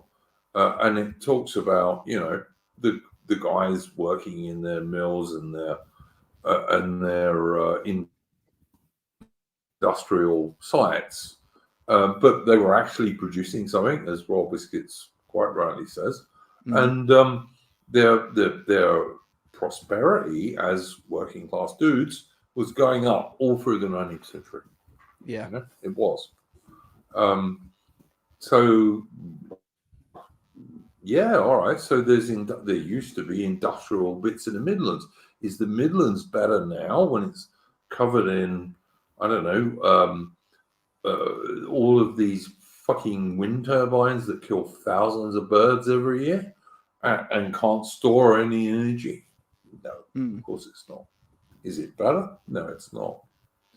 You know, Britain now struggles to build one warship a year, whereas in 1912, Britain could build 8 battleships in a year and about another 20 naval vessels on top of that very easily. And now we struggle to build one fucking frigate a year. We can't even do that. It's pathetic. Yeah. I do agree, Mitch, about what you're saying about Jerusalem. I had it played at my wedding as the most pro-patriotic song that you could play in a church service, because it was in a high church, Church of England, my wedding service. But yeah, I always thought it was a bit subversive. I got to agree. I do think so. Yeah, I really like it too. It's kind of a banger, but yeah, I don't know. Yeah, the Jerusalem bit's a little cringe, and yeah, it does have some funky bits. I mean, William Blake, when you kind of look back at him, he was a little bit of a liberal reformer. I mean, obviously he would be seen as very right wing by today's standards, but you know, for his time. I mean, people have been trying to claim this about Carlyle recently. It's not true of Carlyle, but it is true of some of the other figures within that sphere. I mean, Blake was a little earlier, but you know, of around that time period. That was quite a sort of Ponzi upper class thing to be. Blake was 100 years earlier. But all through there, from like the late 1600s through to sort of the middle 1800s. You know, it was a very popular position amongst the upper classes to pretend to be like a liberal, and to sort of look back in scorn on, you know, the previous eras. Roll Biscuit says, I watched a video in Glasgow and it was just tragic. Whole areas of the city are just full of drag races. Now, let me tell you, Roll Biscuits, I lived in Stirling, which is in between Glasgow and Edinburgh, roughly speaking, in the 80s. And I used to go to Glasgow quite frequently because it's only an hour and a half, 2-hour drive from where I live. And I used to love Glasgow. I thought it was a great city. Really nice people. Yes, there was a bit of graffiti here and there in Catholic areas about the provisional IRA, and in other areas there was loyalist stuff. But there was still quite a lot of industry on the Clyde River and all this sort of stuff. Glasgow was a nice town. I thought it was a great town. I used to go and drink in the pubs there. As a Sassenach, as an Englishman, never got any problems whatsoever. I thought it was a great town, and now it's being destroyed by the Scottish National Party, even more than it was being destroyed by the British government. So, well, I that's mean, my they view on pushed a lot of Glasgow. this in Glasgow specifically, but across Scotland. Stirling's quite a tragic city to go to, quite a tragic place to go to now, because it's got very pretty architecture. It's quite a cute little town. Yep. But there's like noticeable poverty there, like really noticeable. I'm not sure what it was like when you were there in the 80s, whereas but, it used to be when I was there, Adam, and it was very much a middle class Scottish city. I mean, if you went out into Bannockburn and stuff, there were council estates and what have you, but they weren't desperately poor. You know, there was still enough work there and all the rest of it. But the Stirling itself used to be a very middle class Scottish city. It used to kind of be a bit of a mini Edinburgh in some ways, you know. Yeah, but it's like I mean, Glasgow is really big on a lot of these policies of fighting drugs through like the modern therapeutic state sort of manner of doing things. So like they got people off of you know, various drugs and onto like methadone, and now there's more people up in Scotland addicted to that than they were to the original, than there was people addicted to drugs before. You know, so it's wouldn't surprise me. I mean, you've got to go and watch what's that famous Scottish movie about this stuff? Trainspotting, yeah, great movie. Like, and I could understand it. I didn't need it to be translated for me, but that's because when I was a very small boy, my dad's mates were mostly Scottish, Glaswegian, and pretty much Geordie or Mackham dudes. Most of my dad's mates were from those places. Great people, by the way. Great people. I have nothing bad to say about any of them. But I could understand Trainspotting without any translations. Great film and much proof. But it's far worse now than it was then. You know, far worse. Yeah.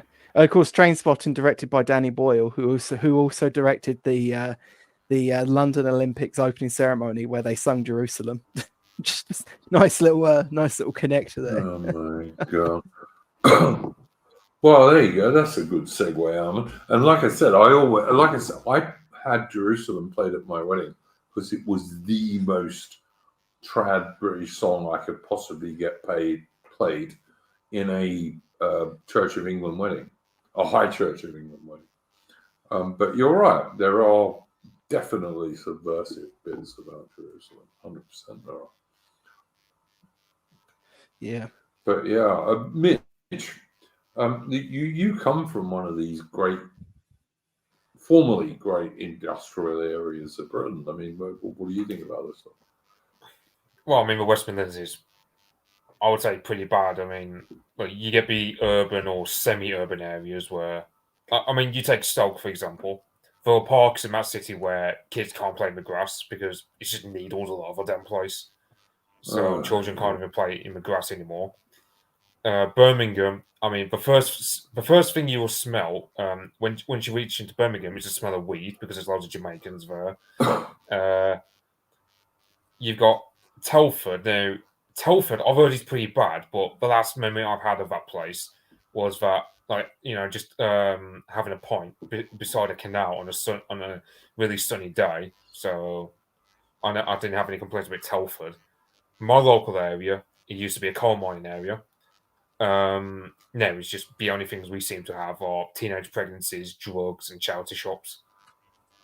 And everything just seems demoralised. What do the young blokes do in your area?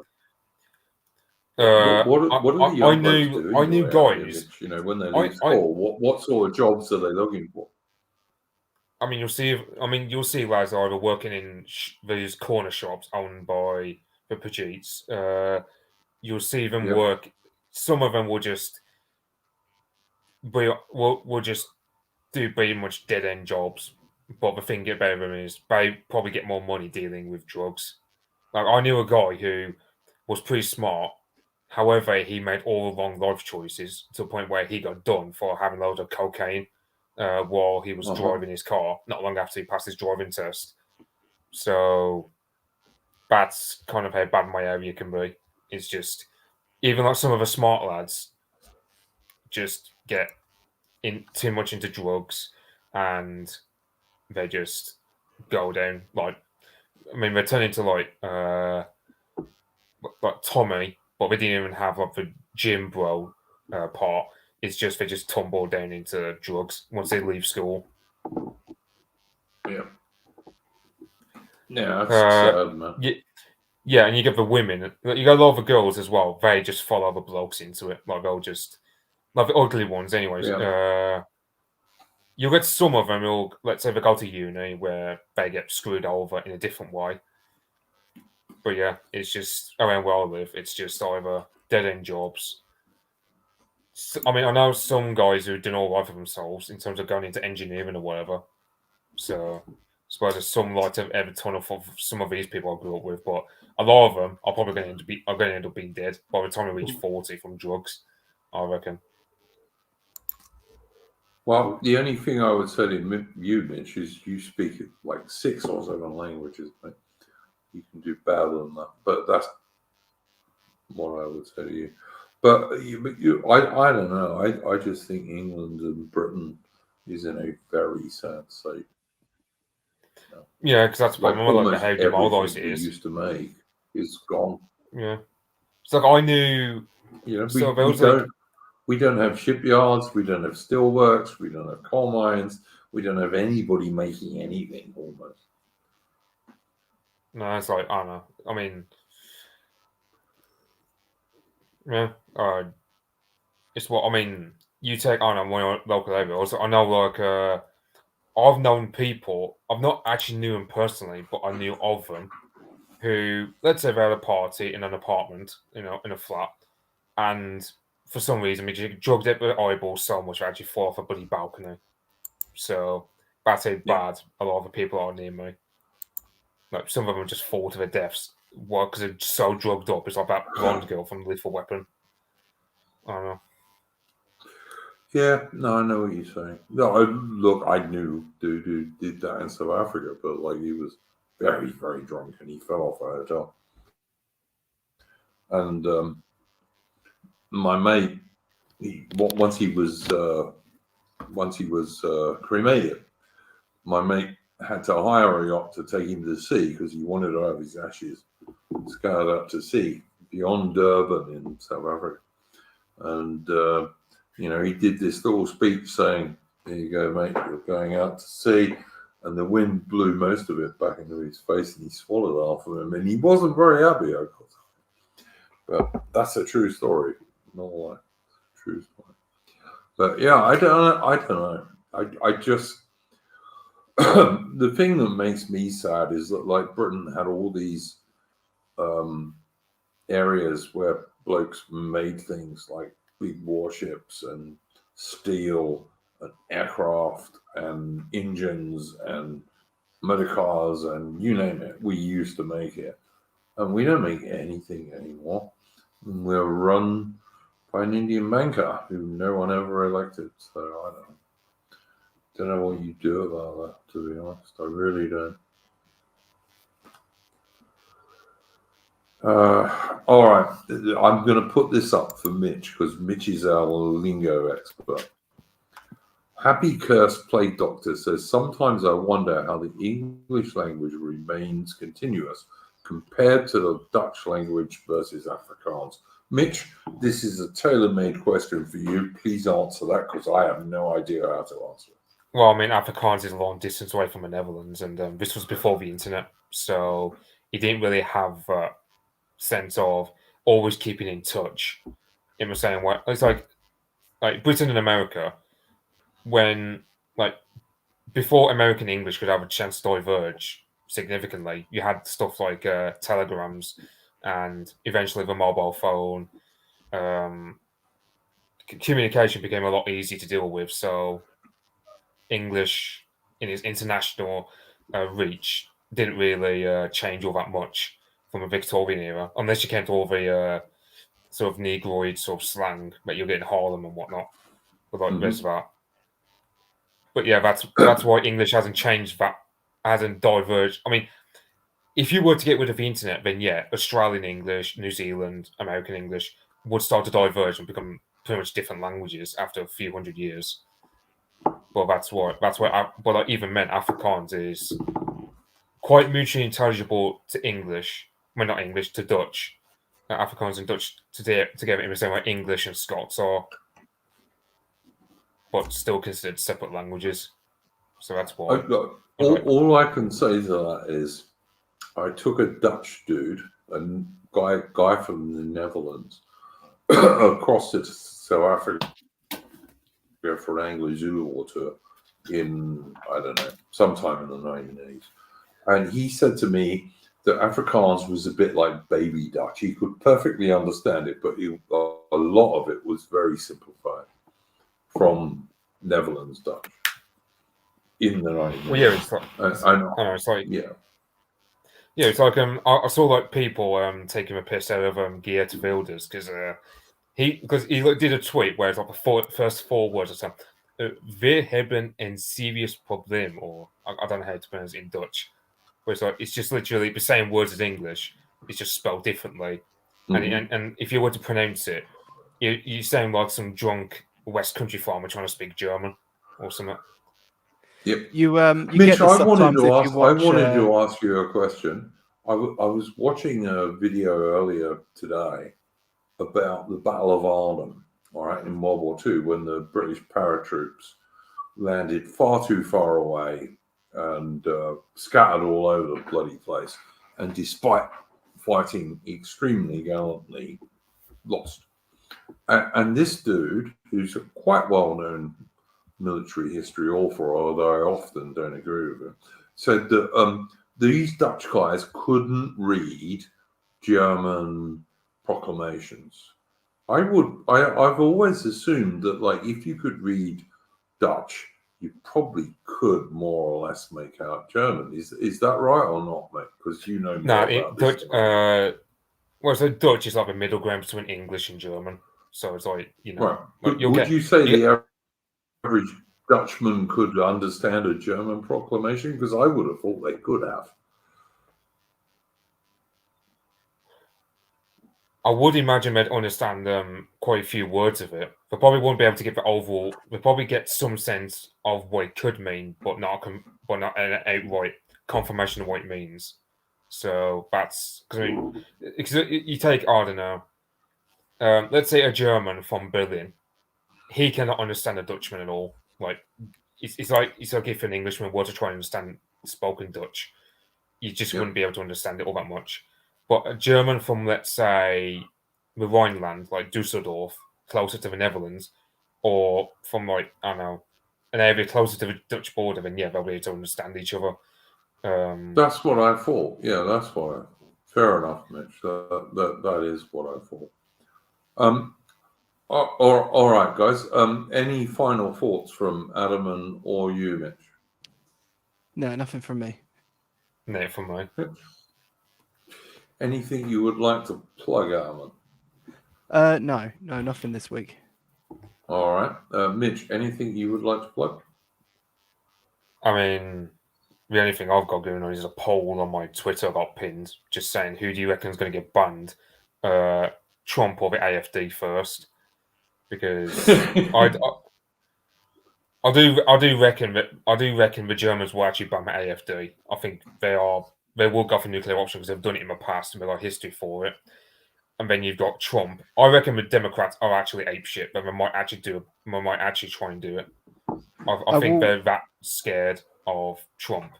I won't be surprised if they actually do ban Trump. I will just say on this quickly before we finish, people could go and check out if they want. I quite liked it. The interview that Jay Burden did on his YouTube channel with Eugipius, and they talk about the AFD and the current protests over there. I saw that. And he basically says he doesn't think they'll ban it outright, but he says he thinks that they might try to ban it, county by county, essentially region by region. Not in Saxony, he doesn't reckon, but or there was one other, but he reckons that's what they might try and do if they do anything. But yeah, anyway, yeah. That's Eugipius is German, isn't he? Yeah, he's one of those yokel Germans. So to take I kind of like him. He sounds a bit like Arnold Schwarzenegger, who's actually Austrian. But, yeah. Yeah, but Arnold Schwarzenegger was a yokel in Austria as well. He's not from and of course like we all Venice know that we all know Adolf Babes was really an Austrian, but so yeah. It's one reason he liked the Anschluss, but yeah, fair enough. We're not going to finish that early tonight, guys, because I'm actually going to try and play Chris Gard's stream again. I will head off now because I have stayed beyond my my usual time. You may do so, and thank you very, very much for joining us. Yep, no problem. You're always most welcome on this stream, mate. You're good night to both of you. Kind of the co-founder of the stream. Well, yeah. Right. Go well, everyone. Talk to you all later.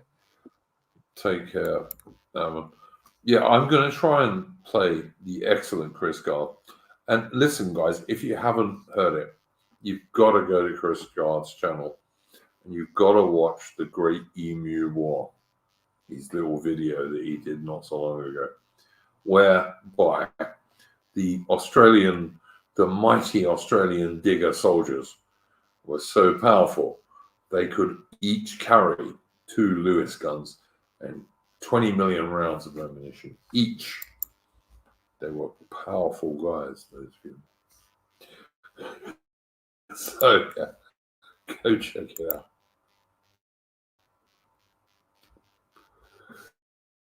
I'm going to try once to get this to play. I don't know if it will. We'll see.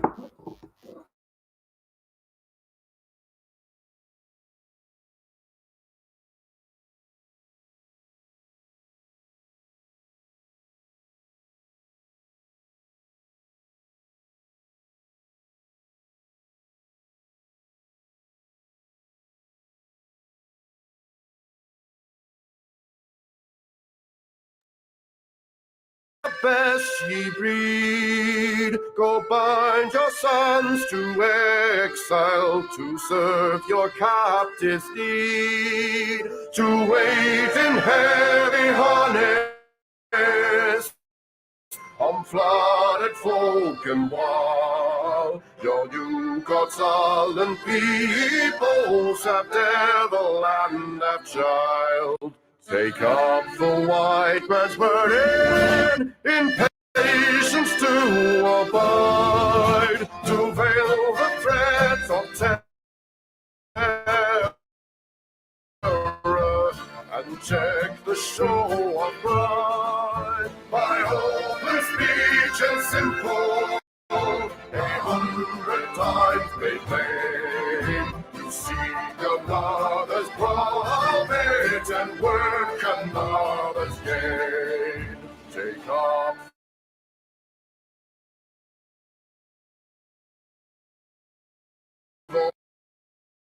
the white man's burdens of peace, fill full the mouth of famine,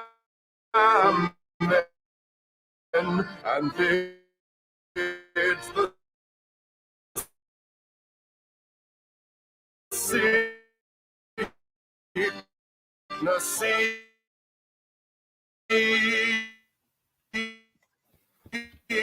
and when your goal is near hand,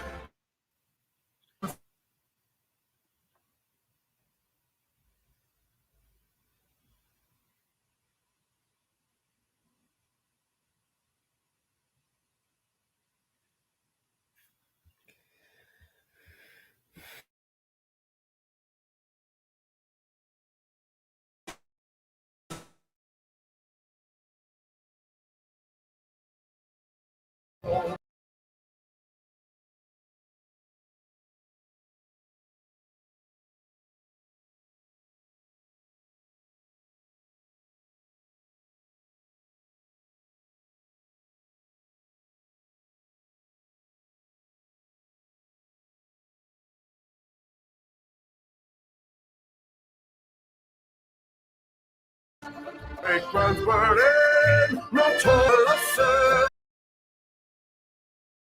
The ports he shall not enter, the roads he shall not tread.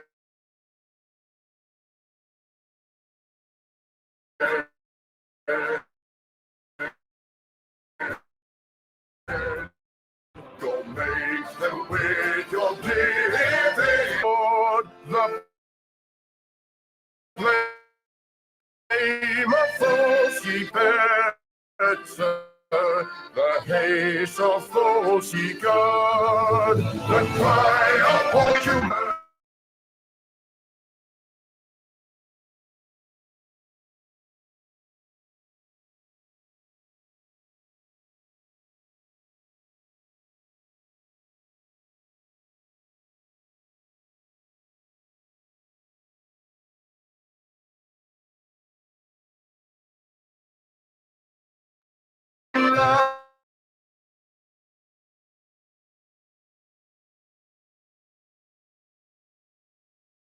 Out on freedom, to cloak your wings, all ye cry, or whisper, by all ye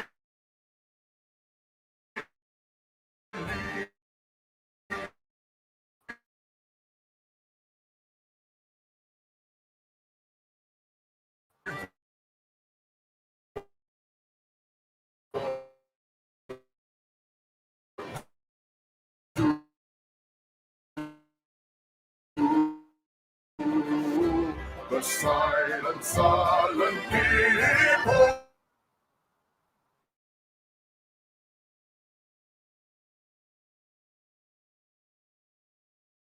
But when joy appears, take off the wine and There we go. I did finally get Chris Card's stream played. And before I leave, I'm going to play one more tune. It's quite a short one. Don't worry about it. And this is from a good friend of the channel, member of my Discord, Patriotic Archive.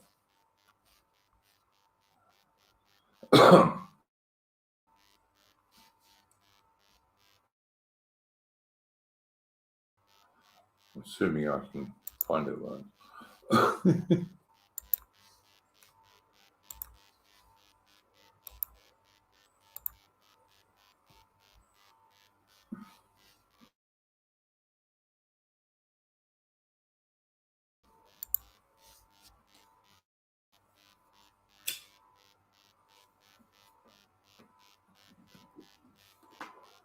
Yeah.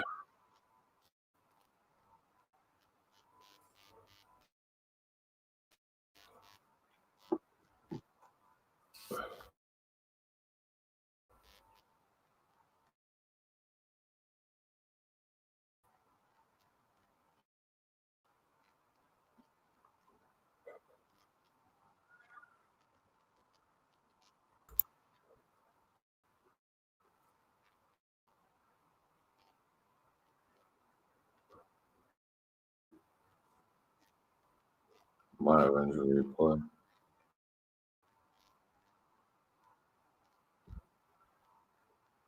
Other black eye. But why is in vain you pretend to look rough? Those are coming who know how to give you hot stuff.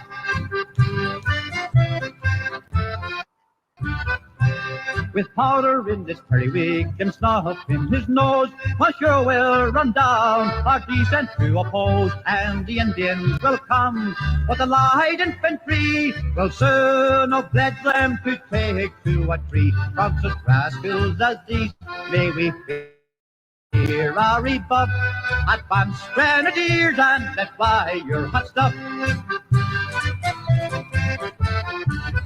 When the 47th Regiment is dashing ashore, while bullets are whistling and cannon roar, says Montgomery's or Shirley's, I know they'll upheld till I said Ned Butwood, oh we are with ourselves, though our clothing is changed, yet we scorn a powder puff.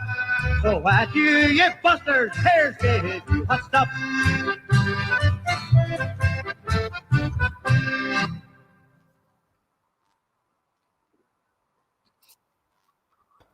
There you go.